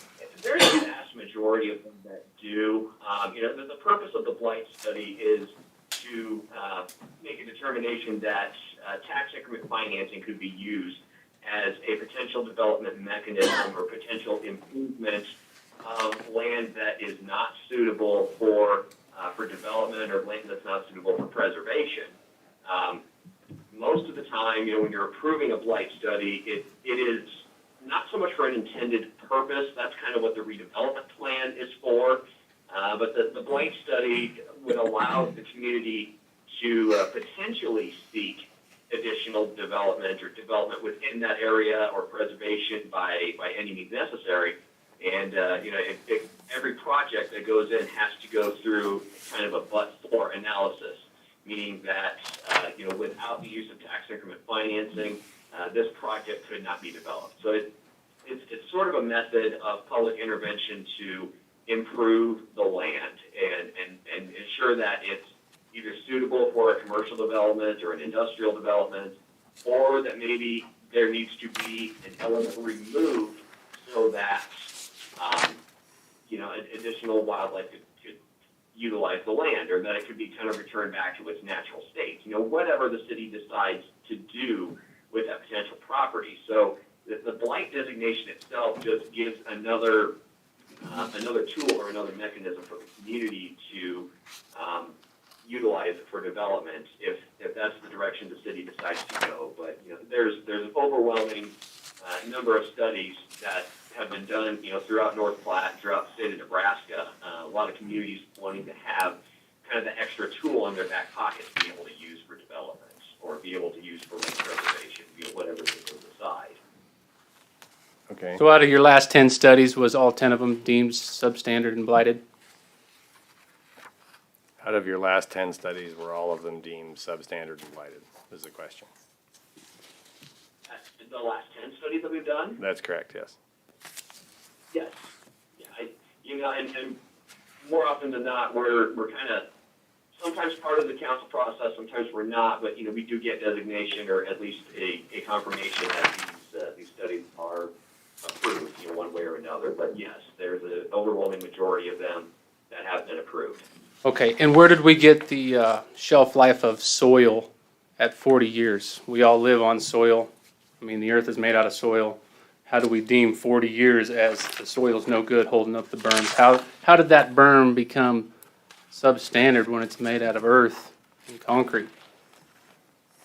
Because there are concrete elements that are part of that berm, and it was an agreement, between us and local leadership that it would be considered a structural element in the area. Sorry, we had someone kind of cough in the background there. Could you repeat that last sentence? Okay, sure. It was a determination between our firm and local leadership that there would be these berms that are created, through man-made elements as well, that they would be considered a structure within the redevelopment area. And even if, if that would have been in disagreement, there's still at least one structure in the northern part of the redevelopment area that allows us to move forward with the criteria that the Nebraska Community Development Law allows us to use. Okay. Thank you, Mr. Carl. Thank you, Mr. Carl. Yes. Mr. Mayor, to the city attorney, something along those lines wouldn't open the city up for lawsuits. If somebody really dug into that and was like, this is soil, this is concrete. I mean, we got concrete that's held up industries for hundreds of years. I mean, how are we going to say 40 years on a number for concrete and dirt? And then this all of a sudden, the structure gets thrown out of it and we're way into this process and it comes all the way back to this. Does it open the city up for potential lawsuits? I think maybe an answer to that question might be does Mr. Carl or Mr. Attorney, sorry, your purple jacket threw me off there. Is that 40 year, is that something that's set in statute? It is. That comes from the statute. It really has, your question's really not germane to the issue. As being the structure is one of the main reasons why this ground was blighted and substandard was because of the structure. The berm was considered a structure. Under my understanding, so many of the structures have to be outdated. And when you throw the berm in there, it probably took us elevated enough to claim it blighted and substandard. You take the berm out of it, are we still blighted substandard? But since it's in a statute and 40 years is 40 years, I mean, I don't agree with it. We're not gonna change that. Yeah, I get it. Okay, couple more minutes of your time. I just wanted to read what I wrote right after the planning commission, because, boy, all over the place. I don't envy your guys' position in this. There's lots of public concerns. So I'm gonna keep it short. You don't wanna be here after midnight, but I ponder, do we as a community feel 100% comfortable resting in this decision? 14 some short days, I heard the platform, do this now, or North Platte dies. We just got an attaboy from Lincoln. And I heard it at the planning commission, do this now, or we're fading, okay? Well, it's common knowledge that TIF funding doesn't provide the now, it offers the later. And honestly, are we so desperate that we have to throw TIF at every project that comes our way? Senator Mike Groen once said, if we want to do something about high property taxes, we ought to put a plug in the rowboat first. I feel we shouldn't need legislation in Lincoln to do what is right for our communities. Nebraskans would be paying much less in local property tax if the state tightened up on tax increment financing. I seen the article on our local successful TIF projects and leaves me wondering, why are we still paying so much in property tax? This isn't a rundown structure like the mall or like our downtown looked like a couple years ago. This is land, just pure land, Nebraska land, and quote, the perfect location. So why would we be offering the later through TIF if this is indeed the perfect location? It's obvious we need the now. We're dying. It's contradicting. Our city population is dwindling. We're drying up. It's do this now or die. Yet in January, we broke a 16-year-old record in sales tax collected. We're in the middle of a huge house shortage. How are our numbers dwindling? When I heard the statement zero value when speaking of the blighted land, I wanted to bring up the value of topsoil and crushed concrete. Topsoil averages $10 a ton. Crushed concrete averages $20 a ton. Between those two berms, our city's sitting on a fortune. Where am I at? A fortune of commodities, not some 40-year-old structure that's some standard. North Platte has several businesses that specialize in dirt and concrete. They jump on the opportunity to purchase and resell that. It would make money for the city and it generates sales tax. So why don't we wait on the planned proposal and why get in a rush? And while we wait, sell some dirt, sell some concrete. That extra income might come in useful if the dance isn't as good as the song being sung. Appreciate your time. Thank you.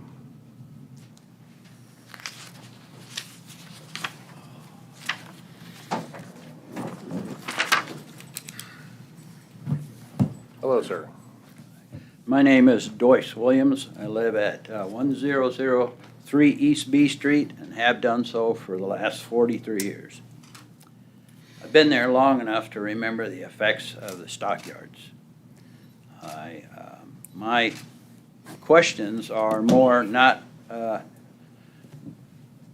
relative to the consideration you're talking about and related actions. What are related actions? What worries me is two things: smell and cost.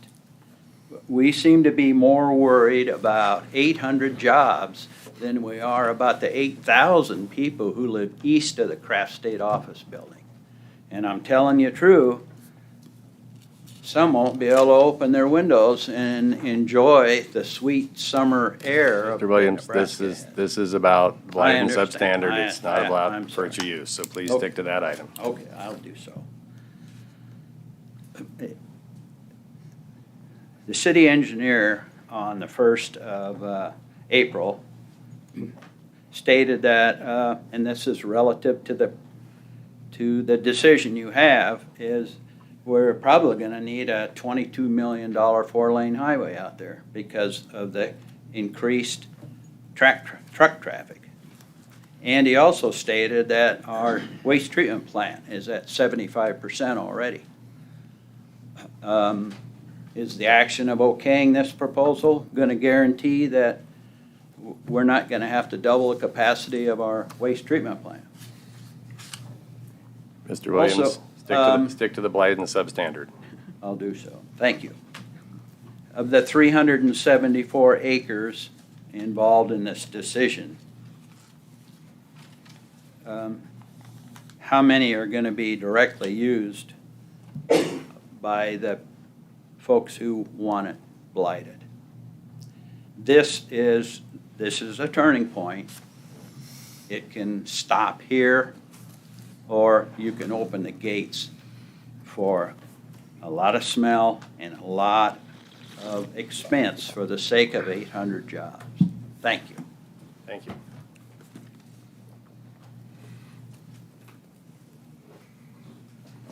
Sophia Klein, 1003 East 4th Street. First of all, I want to thank all of you for your time and efforts in your difficult position that you are all in. I do just have a few questions for today. I think that the city, some of the city is a little confused on where to ask their questions. So I think a lot of times when we're talking about the blighted land, that our newspapers and our news and the working session that I attended the other day, the proposed business is brought into all of that. So it's really confusing to try to speak just blighted when that was kind of the reason that this blighted came up. So as I've talked to so many clients and people come into my shop daily and ask me questions, and I don't know where to turn them to. They don't know where to answer or ask these questions, and they don't know how to spin these questions so that it's for blighted. I think a big fear that you've heard from a couple people, and there's no truth to this, I don't believe, but it's that if this goes through tonight, this means it's done. And I hope that somehow we can clarify that for our community, because I think it's a huge fear.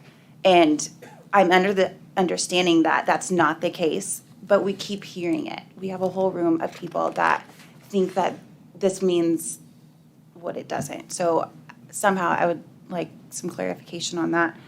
I also had a question that I had read in the newspaper a while back, and I just needed clarity on this. I don't know if I took it right. It said that that if this land is blighted, it has to be sold to one particular industry that came and asked for this. Is that true?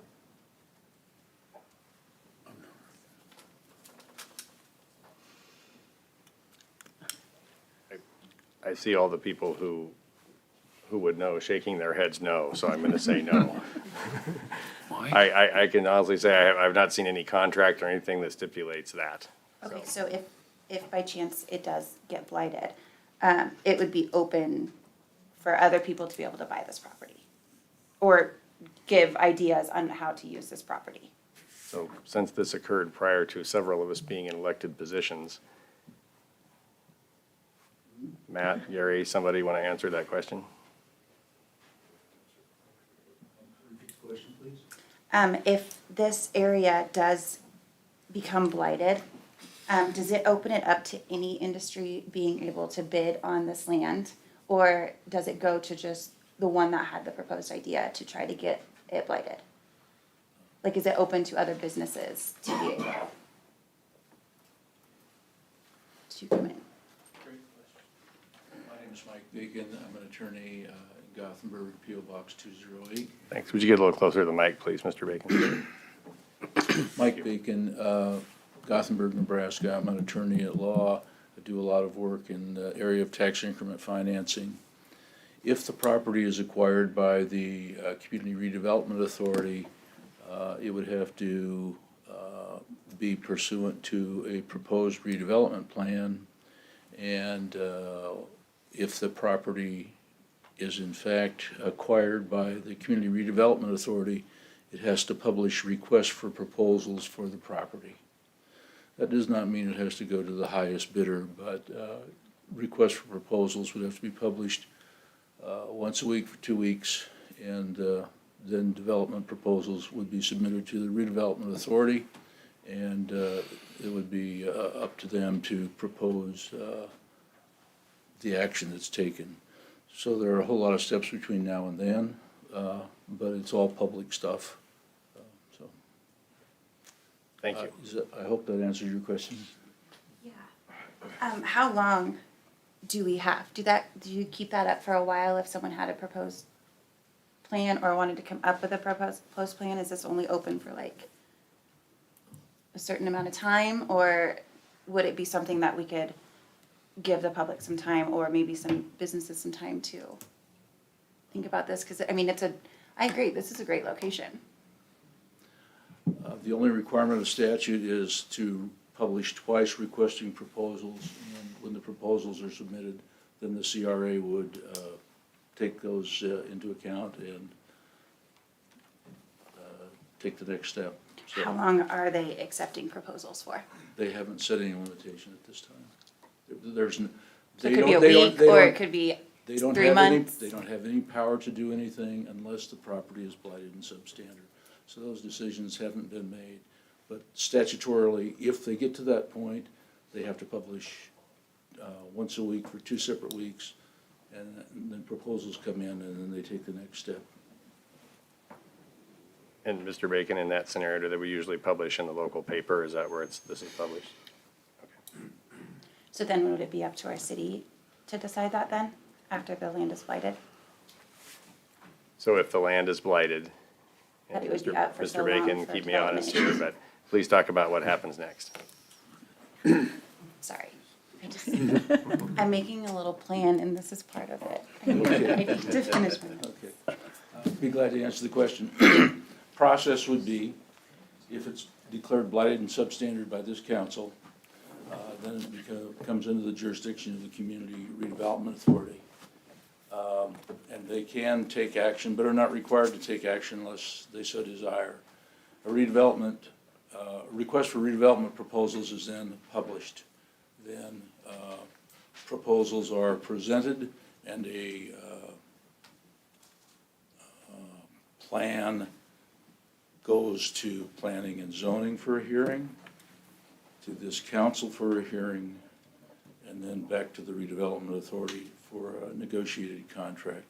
So that's probably a 60-day process at the fastest.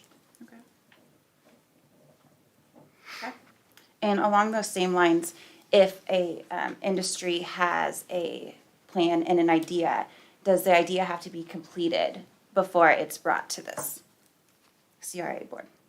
Like, can I just have some of it put together, but not everything? Like, do I have to turn in every single thing for a proposed idea, like my building structure, like every plan to come? Or can you come and not give the city all the details on it and it still be proposed, and then I'd have more time to do that? You'd have to come with a complete plan and proof that you have financial ability to. Complete financial? Complete it, yeah. Complete financial, and the whole plan and has to be structure. complete. And yes.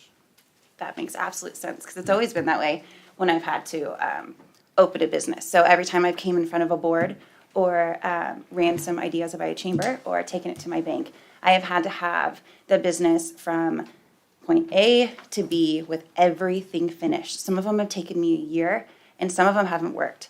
But I have to come down to like the amount of towels that I have, all of this kind of stuff to be able to do it. So that makes complete sense. Thank you.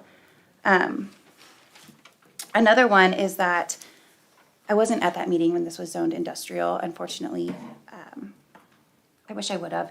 But for this blighted area, it includes that golden access road. So I know I have talked to a few people, including investors, and I've expressed things through emails and the mayor. There's that one access road, and it's Golden Road, and I was told that the proposed idea was maybe to pave that.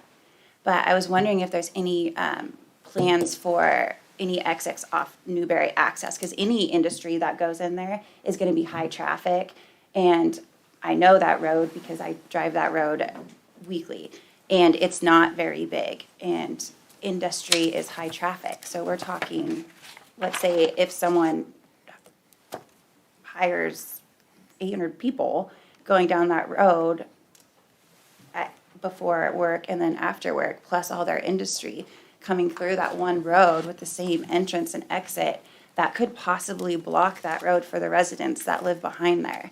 And there's actually 3 residents, and they're all retired. And it's their only access to medical emergency. Well, I don't mean to cut you off. No, it's but okay. Back to blighted and substandard. Yeah, it's that blighted, because that road will be, right? The answer to that question is that any redevelopment plan that would be submitted would somehow have to address access to whatever is being contemplated on that. Okay, so that wouldn't have anything to do with like the blighted. The road? Yeah, because won't it be blight, it's a continuous blight, right, that we have to like, so the road would be, I mean, it would all be Mr. Bacon, you want to offer an opinion on that question, please? continuous. As I understand it, the area of Golden Road is included in the area that's being asked to be designated and blighted and substandard. What happens to that road would be addressed in a redevelopment plan and ultimately detailed in a redevelopment contract as to who and what. Also, industries coming off that, almost any road would have traffic studies done to recognize Yeah. the impact to the area. So that would go more back to like whatever industry chooses to go there, not so much Right. that the area So if it isn't has great. 800 employees plus trucks, what's the impact in the, and Yeah. Yes. Okay.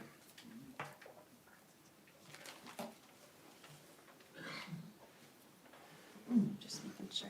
Mrs. Klein, I've given you about 10 minutes. I'm sorry. Don't Okay, mean to yeah, cut you off. I'm good actually, so thank you. Okay, thank you. Next, please.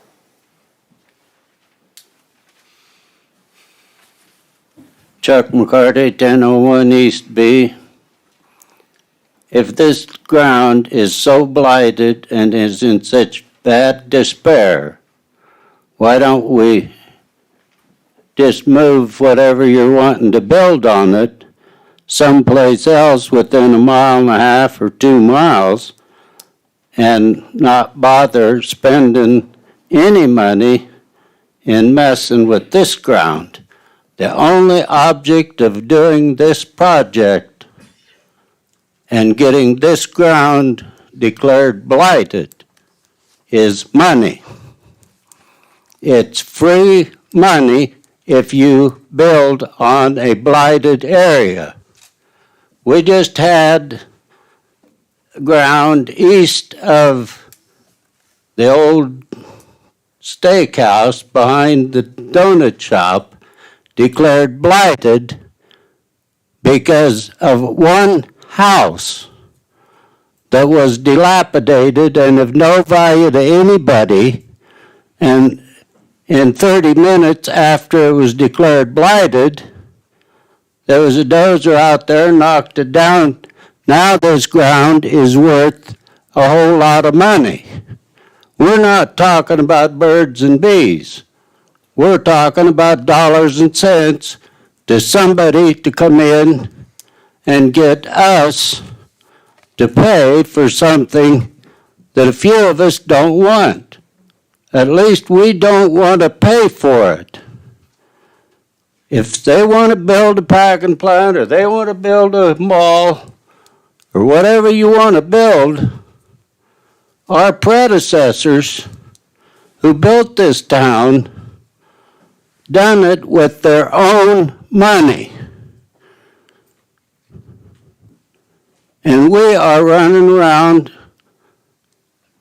looking for ways to give somebody we don't even know, and some of us don't want to know, free money to come in here and bring 875 jobs.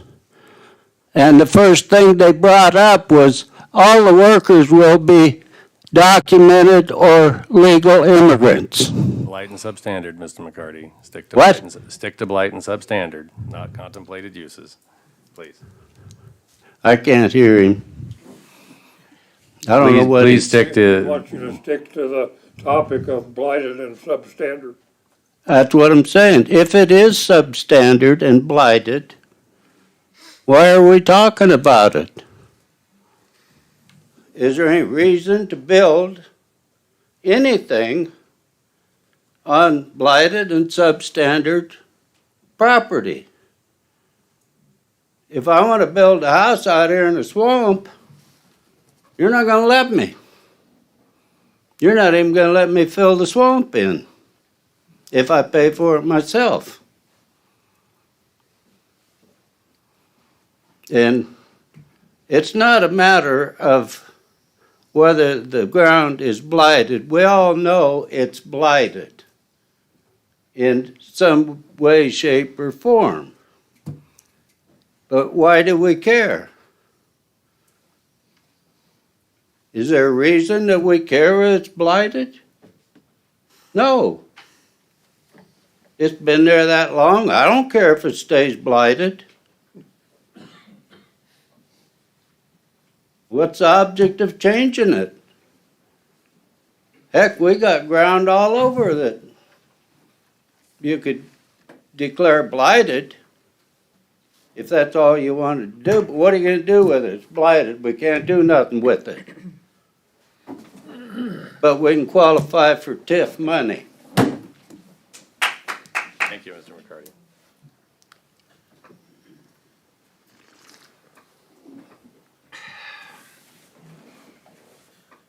Mr. Mayor, council members, I'm Rick Freeze. I live at 2612 Lynn Court, lived here all my life. I guess my question would be with Mr. Keelan, if he's still on the phone. He talked about the last 10 properties he assessed. And I guess my question is, were any of those properties next to a wetlands or a man-made wetlands? Because we all know it's right next to the wetlands. And you go putting buildings in there, and those migratory birds are not gonna use that area. It sounds like to me, the homework has not been done. And I'd like to know if he's destroyed any of those wetlands in those 10 studies or built next to them. Because this is a whole different situation here. Mr. Keelan, I don't know if you could, Mr. Carl, excuse me, I don't know if you could hear that question. The question was of the last 10 or so light substandard studies you've done, have any of them been in immediate proximity to a wetlands? Is that correctly stated? That's correct. Okay, yeah, thank you for your question. One of the things I do want to just clarify that was considered in the study.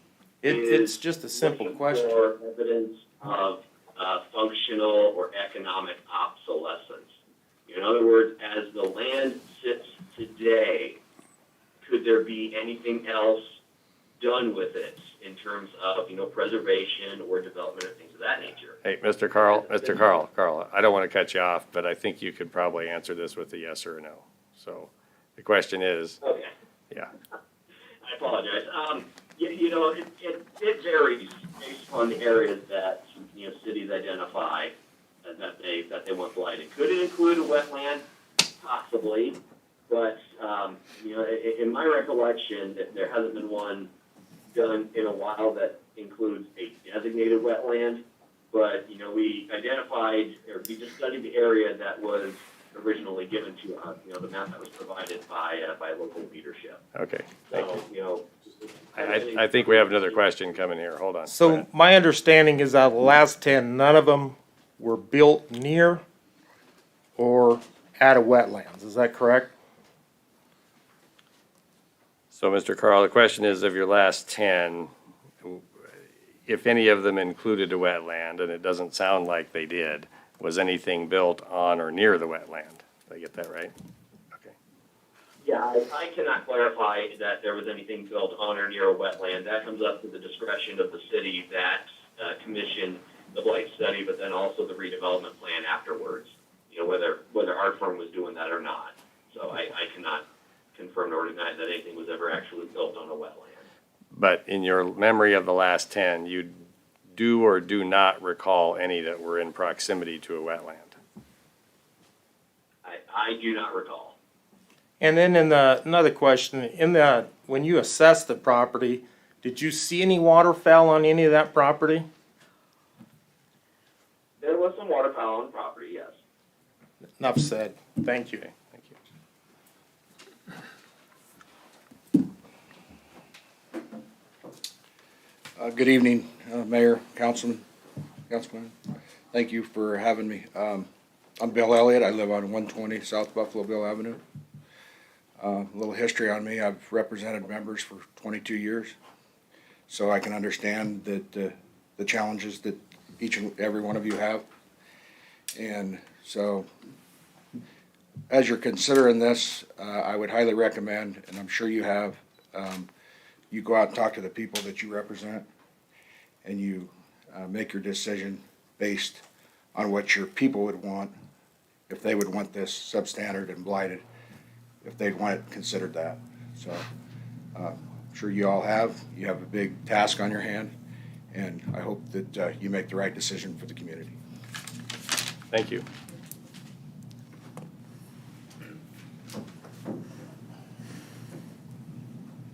We've got somebody who hasn't spoken yet, sir. Go ahead, please.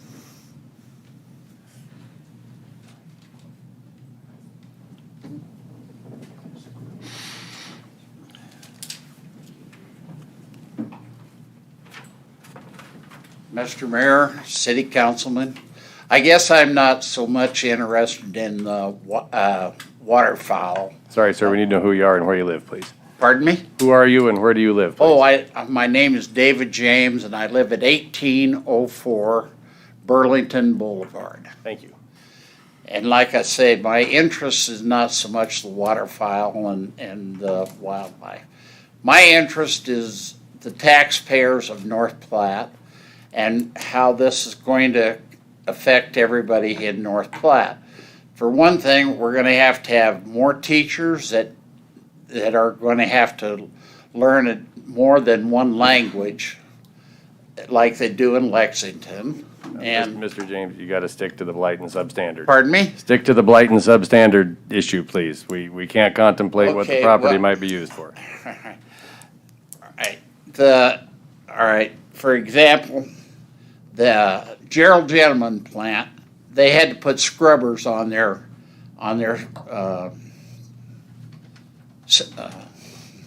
Their stacks. yeah, and because of the valley here, and also, I used to live in Greeley, Colorado at one time, and when you come into Greeley, 5 miles out of town, you know you were getting close to Greeley because of the air pollution there. And they finally closed down the packing plant, Montford Packing there, and moved it clear out east of, well, down about Hudson now. And so, I like I say, if you all would just call your people in your wards and ask them how they feel about moving a packing plant here in North Platte. And I think you'll find out whether you really want it here or not. Thank you. Oh, one other thing. It's going to take a lot more policemen, and it's going to take more firehouses, and it's going to take more sheriff's office. Sir, you've kind of strayed from the blight. I know that substandard. doesn't have anything to do with that, but I'm saying everything's going to come down to the taxpayer, and he's going to end up paying for all this extra. Okay, thank you. Thank you.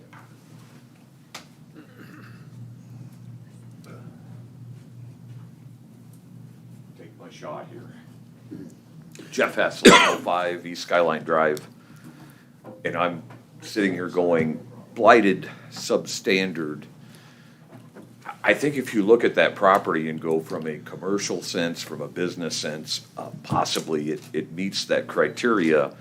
But I just have a difficult time trying to really see that. It's as anything other than a wetlands habitat that could be significantly disrupted. I think it's probably however this was looked at is really underestimating the significance of that area. It's at the confluence of two significant western rivers. It's a transitional area, and I don't see how you blight this and do anything in a commercial aspect that you won't disrupt the natural flow that's taking place through that area. I think it's much more significant than possibly we're looking at with whoever did the study. I don't think that that's the position that they're looking at it from. And I think we should be. And once we do something, you will not unring that bell. It will be disrupted forever. Thank you. Thank you.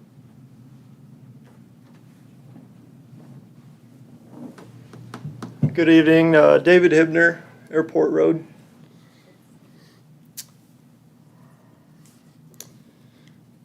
Thank you for the opportunity to speak publicly and on the record.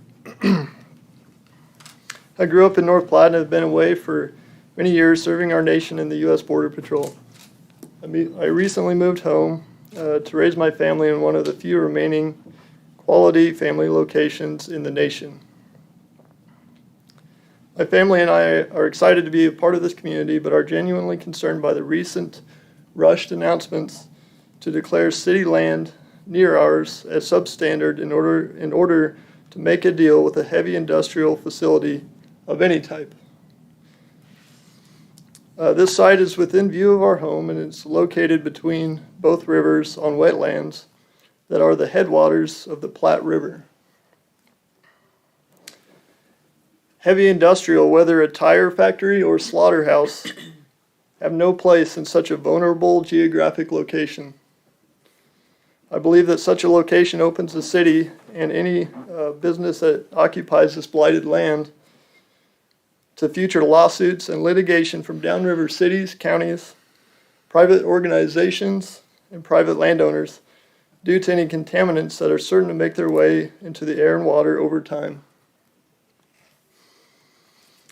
Water and air quality are hot issues in this day and age. Just ask Gerald Gentleman Power Plant. On paper, this is a sewage lagoon, and that's why it's easy to convert it as blighted property. No one on paper sees it as a nature preserve, but it is. There are about 4 dozen bald eagles that call the sewage area and the confluence their home. Other threatened species live there as well. I urge your caution and thorough environmental review ahead of time on behalf of the site and the citizens, not just in North Platte, but in Lincoln County.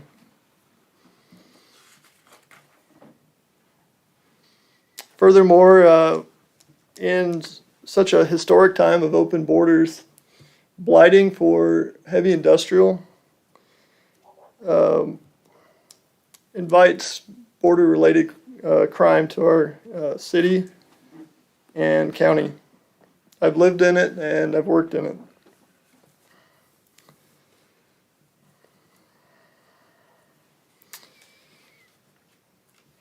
These issues will inevitably follow such a site designation. This isn't an ignorant or racist point of view, as illegal aliens are white, black, and brown. They come from all countries all across the globe. And right now they're flying in to make entry from everywhere. It's a bonanza. This is a legitimate, serious concern raised by folks in the community. No one knows how to talk about it without feeling like they're going to sound in the wrong context. But it's an issue of law and order and common sense that needs to be publicly addressed on a public platform. These will be challenged families that will impact the Salvation Army. They'll impact every church. Please stick to the blight and substandard issue, Mr. Goodman. So much of this is intertwined. I'll try to stay on topic here.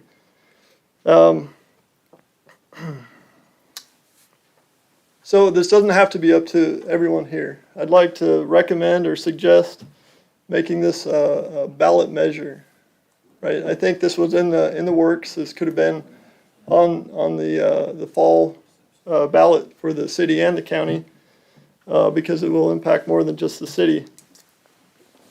Is there a way to get it on the midterms or a way to have any prospective business foot the bill for such a measure? Midterms are a year and a half from now, and I don't think this is something we should rush. And based on the pulse in the community, I think that it would be the topic that would merit such a measure.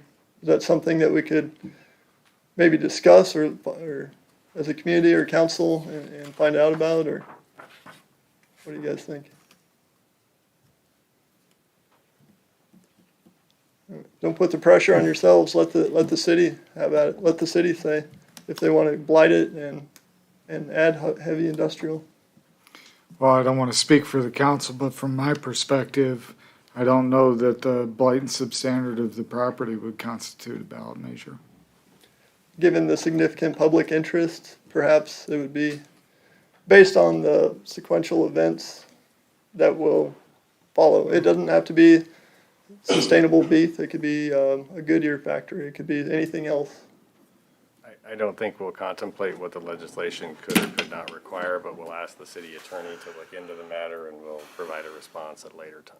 Okay, I think the constituents here would be very pleased if they had the opportunity to weigh in.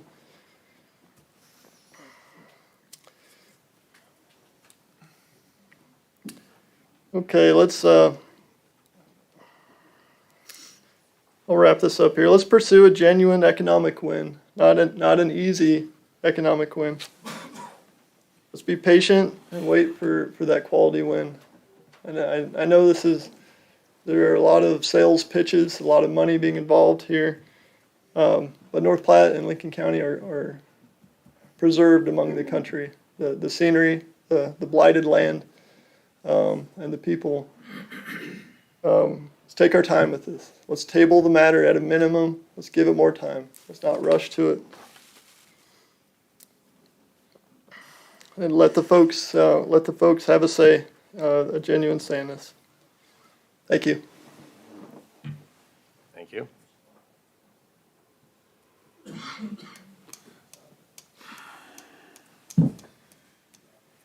Are we done?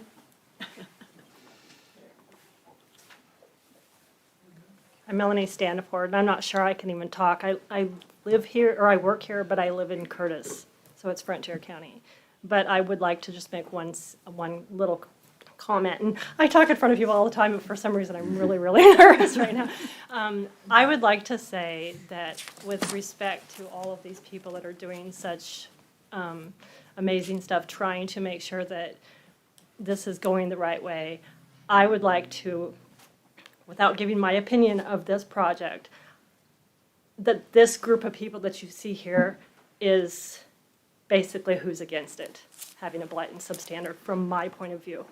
From where I'm at, where I'm looking, and the people I hear from, the conversations that I hear, everybody understands that blighted and substandard is just a step, and it doesn't, there are so many more voting processes between now and the end of this chapter before this is a done deal.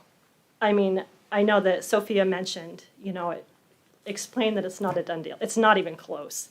I mean, there are so many steps between that and a meatpacking plant or a sanctuary for birds or whatever. This is just blighted and substandard, and I think most of North Platte understands what that means, just like the property over by Dunkin' Donuts. So I guess the only reason I'm speaking out is because I'd like to have them rest at ease a little bit more to know that there's still time to make decisions in the future. And that's all I have. I just couldn't keep it to myself, so thank you. Thank you for your input. Okay, we've reached about an hour. I see one more gentleman approaching the bench here, so. Tom Neidhart, 1671 North Long School Road or 121 West 2nd, depending upon the time of the day. Question, first of all, both sides of the situation here, you have the ones who are for maybe and the ones who are against. So we do a study to see about blighted or not. So the fours hire their individuals, who would be this gentleman on the speaker, that would do their approach to is it blighted or not. So if we have the other specter of the individuals who would hire someone to do the same study, would they come up with the same based on the fact that one is for this project and one is against this project? Would they come up with the same condition for the blighted? You're pushing because you want to see it happen. There's others over here who don't want to see it happen. So if they both come together and hired one, would they come up with the same blighted situation? Okay. One of the things that's been talked about here is the waterfowl that comes and sets and so forth. But nobody said anything about the four-legged deer, our creatures and friends in the four-legged. Unfortunately, on Newberry one day, we did hit a deer that was there. And we had to call the police force to come out. Dee was wanting me to shoot it with my concealed weapon. I says, we're inside the city limits, dear, sorry, that ain't gonna happen. So we had to call the police force. And so I asked the gentleman, I said, or the officer, I should say, wow, one deer. He goes, oh, you should have seen. This has been a couple of years ago. But he said, you ought to see this at night. We shine our spotlights out there in the cornfield, deer all over the place. So this is all their land. This is all their area. Even in this blighted district part here, everybody's involved in this, and all these animals come in. So it's not just waterfowl, foxes or whatever, but it's deer, it's all sorts of them that are there. But I guess my concern is, I do enough government audits that I respect everybody where you're at, don't get me wrong, because I wouldn't want to be in that position, because you're under a lot of stress and a lot of pressure all the time.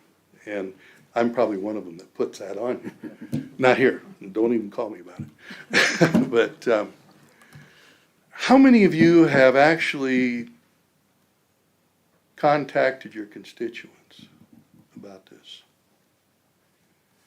Maybe they've contacted you, but how many of you have actually went out, put the effort out to contact your constituents about, is this really a blighted property or not?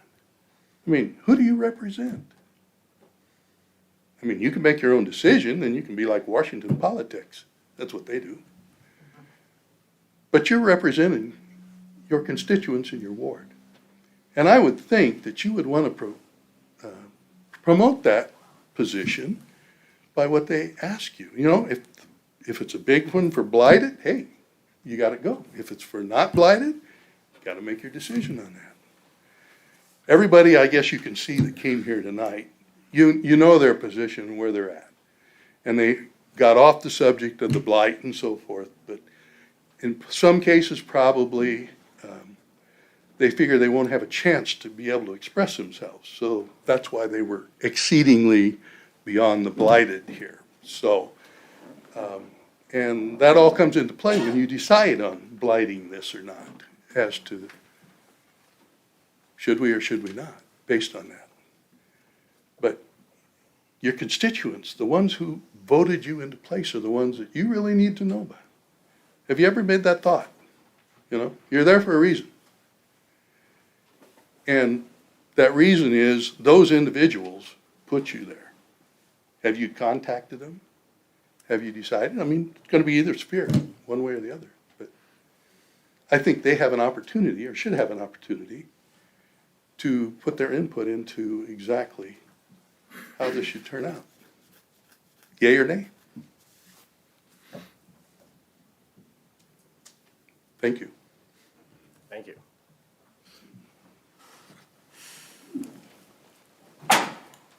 Hold on, sir. You've spoken, she is not. She's going to speak. Come on. Amanda Hibner, North Airport Road. Good evening. As I stand before you today, I ask that our concerns do not fall on deaf ears. They have at previous meetings on a similar topic. I also ask that you do not read from pre-made scripts in response to our questions, because that specific act demonstrates what many of us already believe, that this decision's already been made. Finally, I ask that you take our concerns and questions into consideration as humans, not just stick to the definition of blighting, as has been previously suggested at other meetings. The point of having human beings as yourselves represent us is to make decisions using your own thoughts, feelings, and emotions, which is how God created us.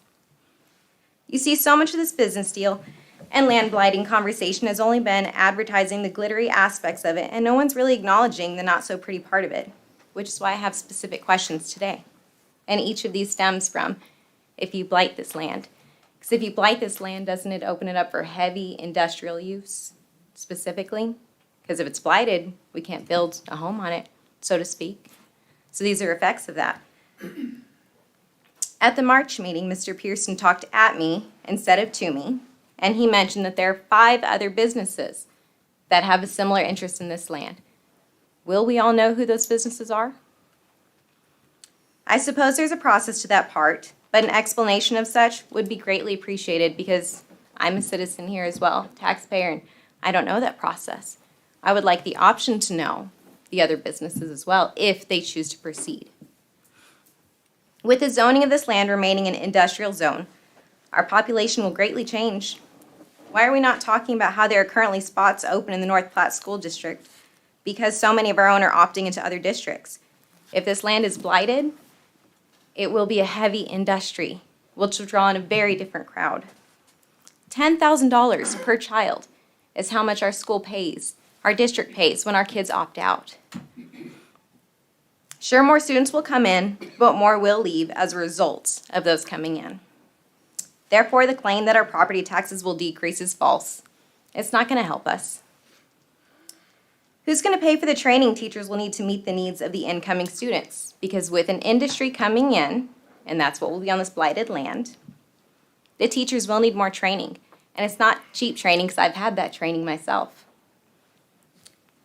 If the school district's already threatening to close one school to a lack of funding, do we not think this will happen again? Our teachers already have so much on their plates, and bringing in an industry as such, like a packing plant, will only add more to their already full Mrs. Hibner, plates. stick to the blighted land issue, please. That's a result of it. Stick to the blighted land issue, please. Understood. If it's a blighted land, the draw that people keep seeing, the glittery that I previously mentioned, is that we'll be bringing in 800 jobs, over 800 jobs, to an industry on this blighted land. But we only have 2% unemployment rate here. So who's going to fill those jobs? Some might leave their current jobs for higher pay, which is a whole other fallacy, and that should be addressed. But that will create openings at other jobs, thus creating a domino effect to people trying to fill jobs for any industry that comes into this blighted land. At the end of the day, facilities will have holes, and they will be desperate to fill those jobs. They will take anyone, legal or not, so they can open and run their multi-million-dollar facility that they're spending money on.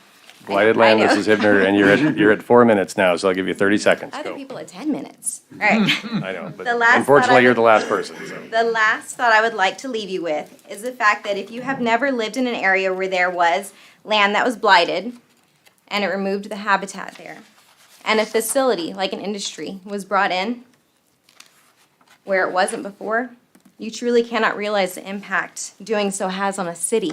And like my husband mentioned earlier, we moved here because we knew this is where we should be. We knew it was God's country.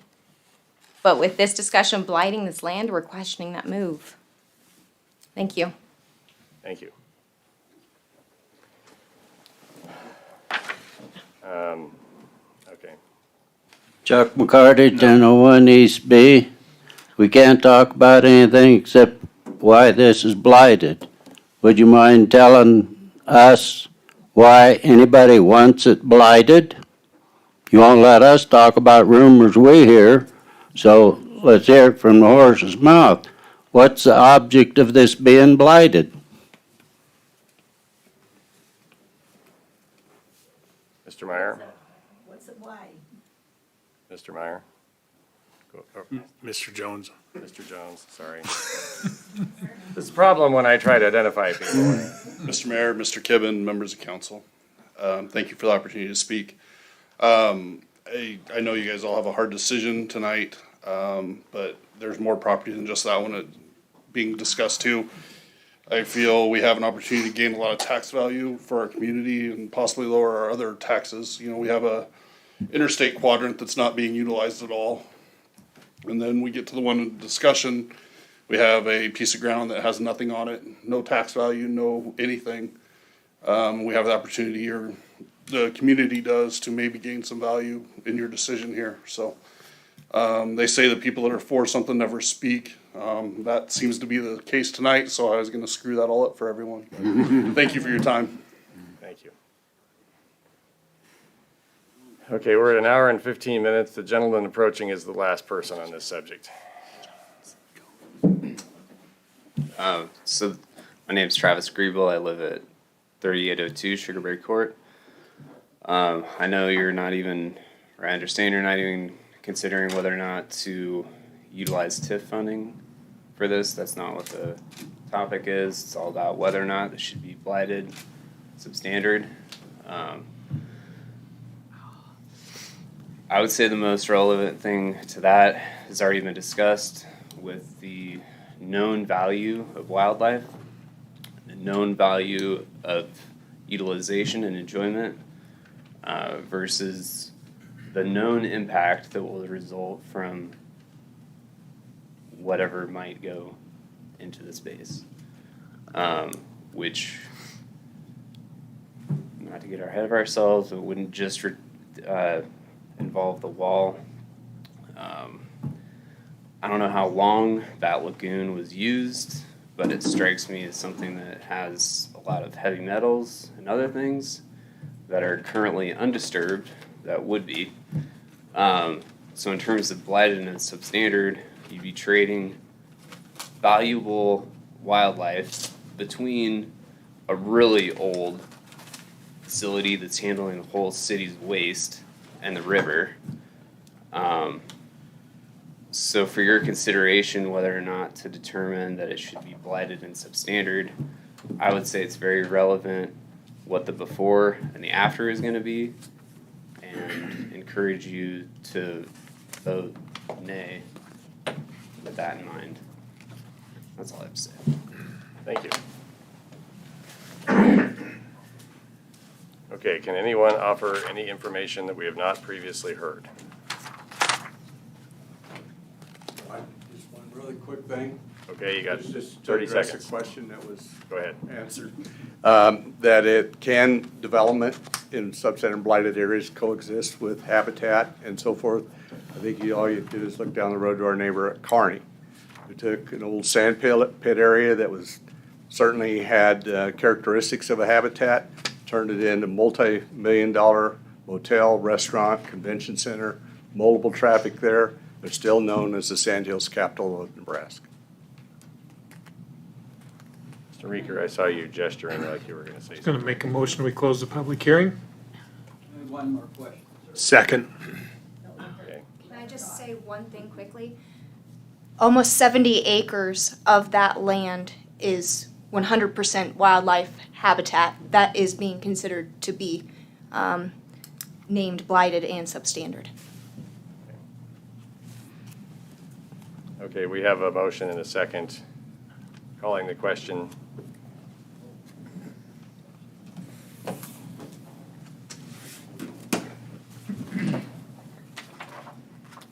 Okay, the public hearing is now closed.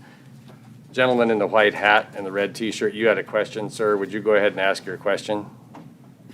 Yes. Relative to the blighted and substandard property in Kearney with the multi-million-dollar hotels, we're not getting multi-million-dollar hotels. As a matter of fact, the 4 major chains we have in that area, one is less than a half a mile away, or just around the corner. I know when the word gets out with people on Travelocity.com or Hotels.com, what North Platte's reputation is going to be like at exit 179. Just something to think about. Okay. All right, council, we're down to number 17. The public hearing has closed. Thank you to everyone who took the time to come tonight and to take some time to offer your thoughts and perspective. I know that all the council members appreciate it, as do I.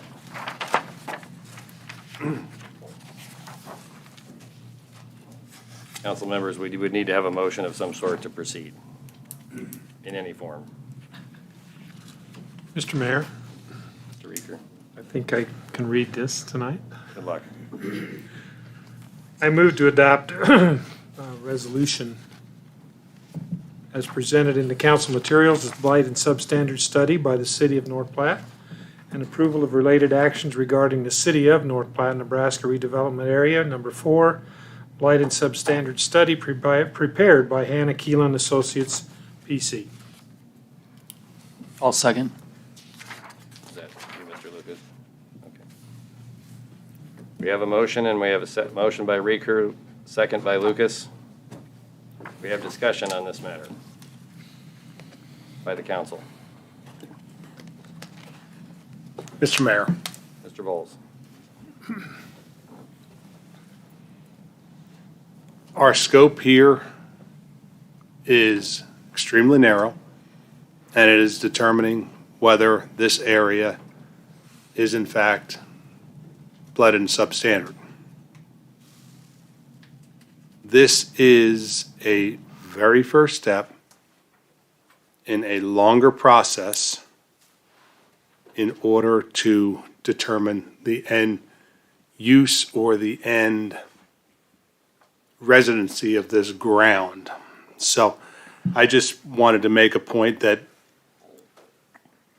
in order to see the CRA study, the redevelopment plan, this process is the first process that has to be completed. And that is why we can't talk about anything, because no one here knows what the CRA plan is. We do not know that. So our scope here is very limited. It's a longer process, and all we're looking here is to determine whether this area is blighted or substandard. And that's all I have.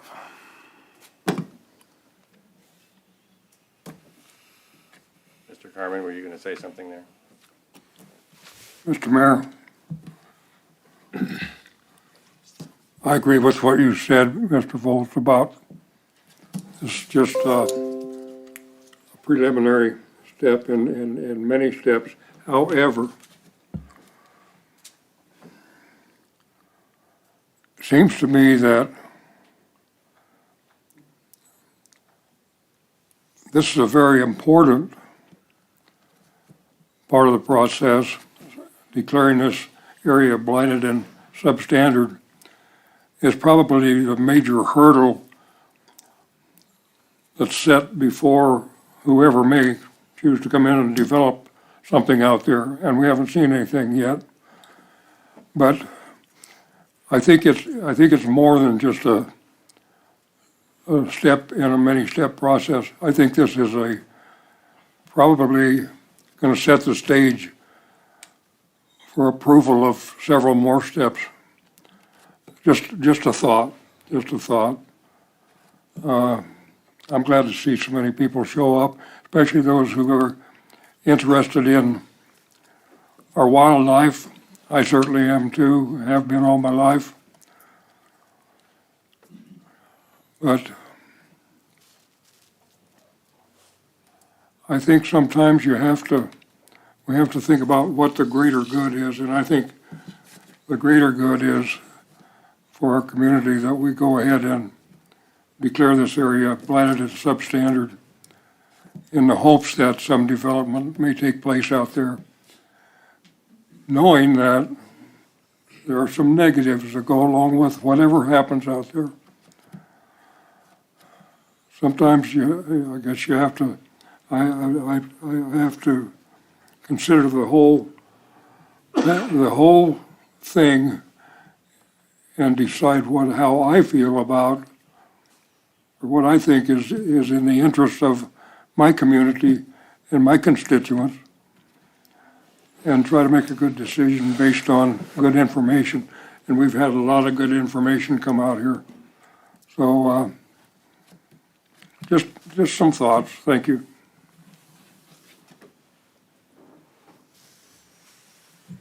Mr. Mayor. Lucas, you have the floor. Just a few thoughts I have about the process. I mean, I agree with Mr. Carmen that this is a first step in obviously a lot more discussions, but the planning and zoning process occurred last fall, and we had very little public comment at that point, and a decision was made to move that land to a heavy industrial zoning with discussion that livestock production, that's not what we're talking about, is part of a heavy industrial zoning, and that decision was made by this council. And now we're taking this next step, and I would promise you guys, I take every vote I make completely seriously, as I know everybody at this table does. And so the next step is we're looking at the blight and substandard study, and I think that the folks who are looking at the proposed land or our community leaders could have narrowed this study, but opted to try to make it better for our community. And this is a process that has state law with local control and decision-making. And at first, I was a little concerned about the use of 4% because we're going to move from 24 to 28%. But as I contemplated it, getting that quadrant into this area, I think could be very valuable to the community. We had a gentleman testify about that. And so I think it's important that we recognize that there's a lot of acreage of wetlands that is included in this that I'm very concerned about as well, that was really part of the overall continuity to try to connect the areas that really need this for development. So I think we need to recognize that there's probably a lot of acres here that will never likely be developed in any way, shape, or form due to wetlands and waterways. But to maximize our opportunities as a community and under the laws of Nebraska, we're able to look at really two ripe potential development areas. And so after contemplating the pros and cons of the 4% usage, I think it makes some sense to pull that quadrant in with it, even though it might give an appearance that somebody's trying to come in and change a bunch of wetlands. Now, with that said, when it does come to the redevelopment plan, which would be the next step, I guess one comment I wanted to make further back on the blight studies, back to your question, Mr. Klein. We have denied, I think the last blight study that maybe came before this body was denied, and that was out on Sugarberry. I think I was the lone voter yes, just for the record. I died on the hill on that one, but that's okay. But we had an opportunity to take in the area west of Lakeview that connected to Sugarberry, and it may have even been Hannah Keeland. I can't remember if it was them or the other firm. But they came in and showed us that, hey, this area qualifies under the state law. And that's the way I see this study, is they're explaining to us that this area qualifies. But then it's local. It sits at this table, whether the decision is made for that designation. And if we make that designation, we're taking that zone and we're designating that to promote redevelopment and to engage our CRA to promote redevelopment. And I maybe to your point, Mr. Carmen, I think we have to consider engaging that step before anybody who's considering developing that will go out and complete the environmental studies that are necessary, the engineering studies that are necessary, the site plans. I mean, as of today, I have no idea where a proposed plant would even be located on this site. And I don't know that really anybody does. And so I guess I just want to comment that even though I am in favor of this step tonight, that I think all the items brought out are important, and each of these decisions will be a complex and difficult decision with a lot of parts to it.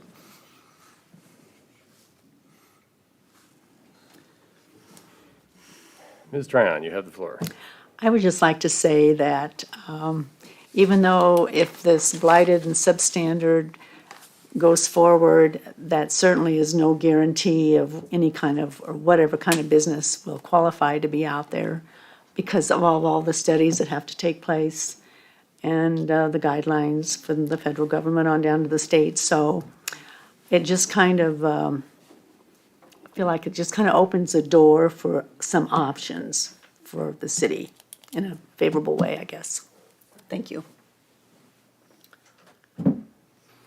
Mr. Reeker, you have the floor. Excuse me.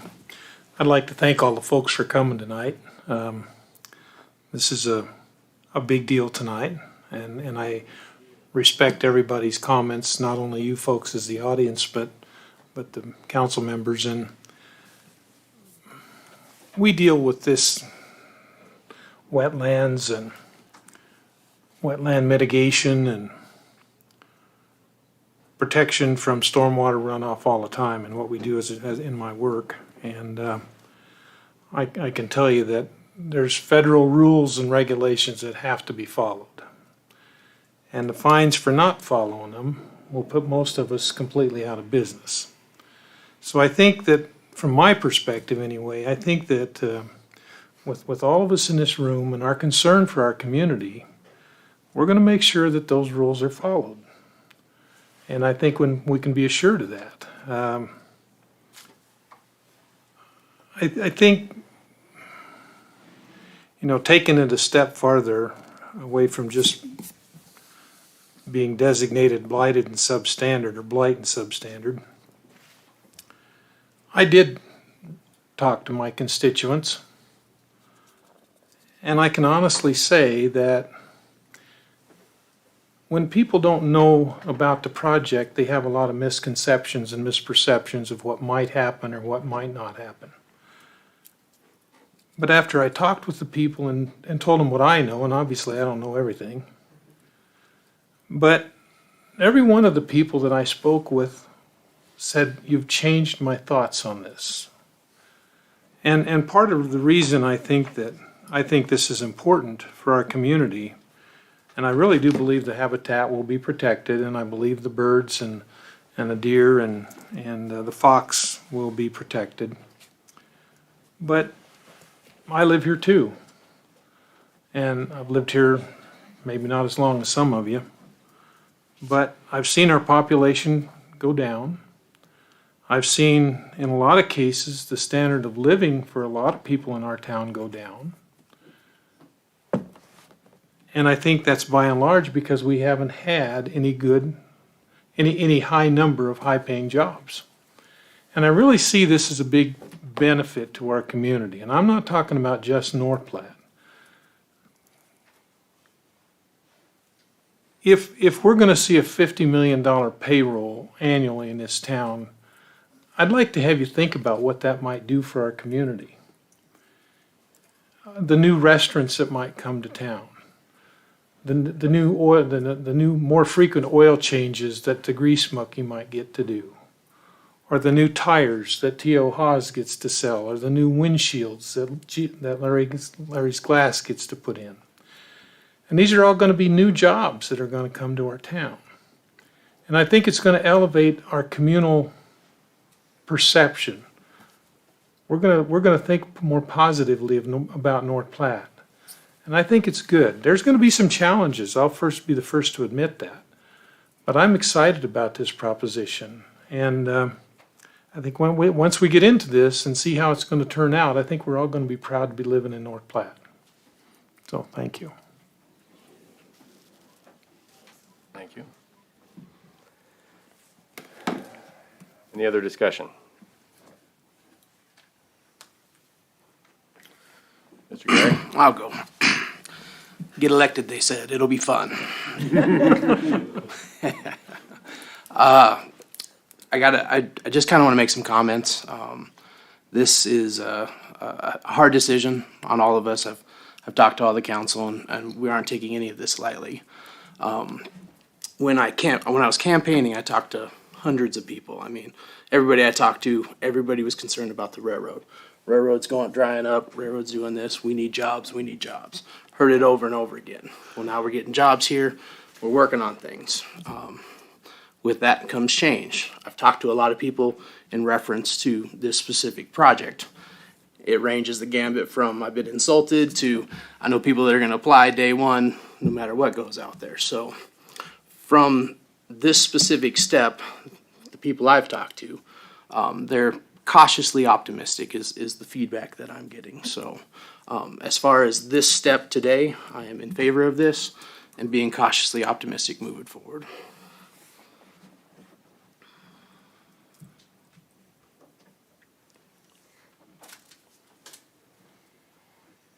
Any other discussion? Calling the question, hearing no further discussion. On number 17, please vote.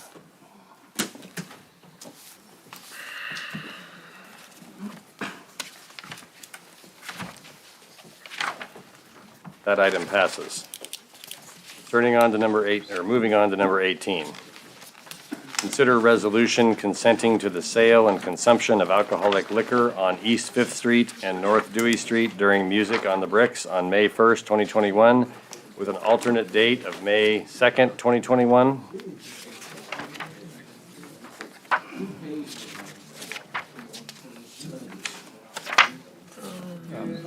I move to approve the application by Espresso Shop by Caravan for a special designated license on May 1, 2021, from 3 p.m. to 12 a.m. with an alternate. Mr. Lucas, are you by chance reading number 19? Oh, I'm instead of sorry. Number 18. Am I off? I just found 18. I can do it if you want. 18. Oops. I know. I'll withdraw my to, partial motion. Mr. Mayor, I move to adopt the resolution consenting to the sale and consumption of alcohol, liquor on East Fifth Street and North Dewey during the Music on the Bricks on May 1st, 2021, with an alternate day of May 2nd, 2021. Second. Any discussion on this issue?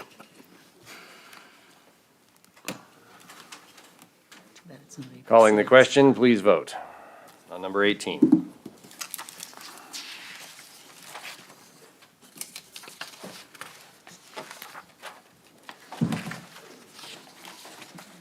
That item passes, I think. I hit it twice, yeah, but it was 8-0. Okay, thank you. Okay. Sorry, I looked away and it was gone. Okay, number 19. You've already practiced, Ty. I've warmed up. Go for it. Well, let me read it real fast. Approve application by Espresso Shop by Caravan for a special designated license on May 1st, 2021, from 3 p.m. to 12 a.m. with an alternate date of May 2nd, 2021 for 3 p.m. to 12 a.m. on East 5th Street and North Dewey Street during Music on the Bricks. Go, Mr. Lucas. I do really love Music on the Bricks, by the way. But anyway, I move to approve the application by Espresso Shop by Caravan for a special designated license on May 1, 2021, from 3 p.m. to 12 a.m. with an alternate date of May 2nd, 2021, from 3 p.m. to 12 a.m. on East 5th Street and North Dewey Street during Music on the Bricks. Second. We have a motion by Lucas, a second by Reeker. Any discussion on this item? Hearing none, calling the question, please vote.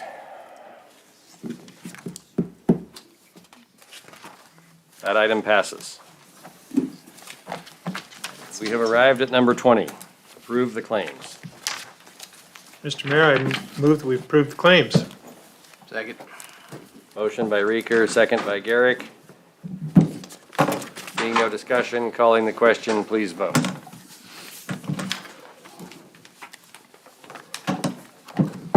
That item passes. Okay, public agenda request. We respect our city employees and request that any compliments complaints or criticisms, will accept compliments, I made that mistake once before, or of employees not be aired in a public meeting. Concerns about employees should be brought to the attention of the city administrator or mayor. Individuals in violation will be declared out of order.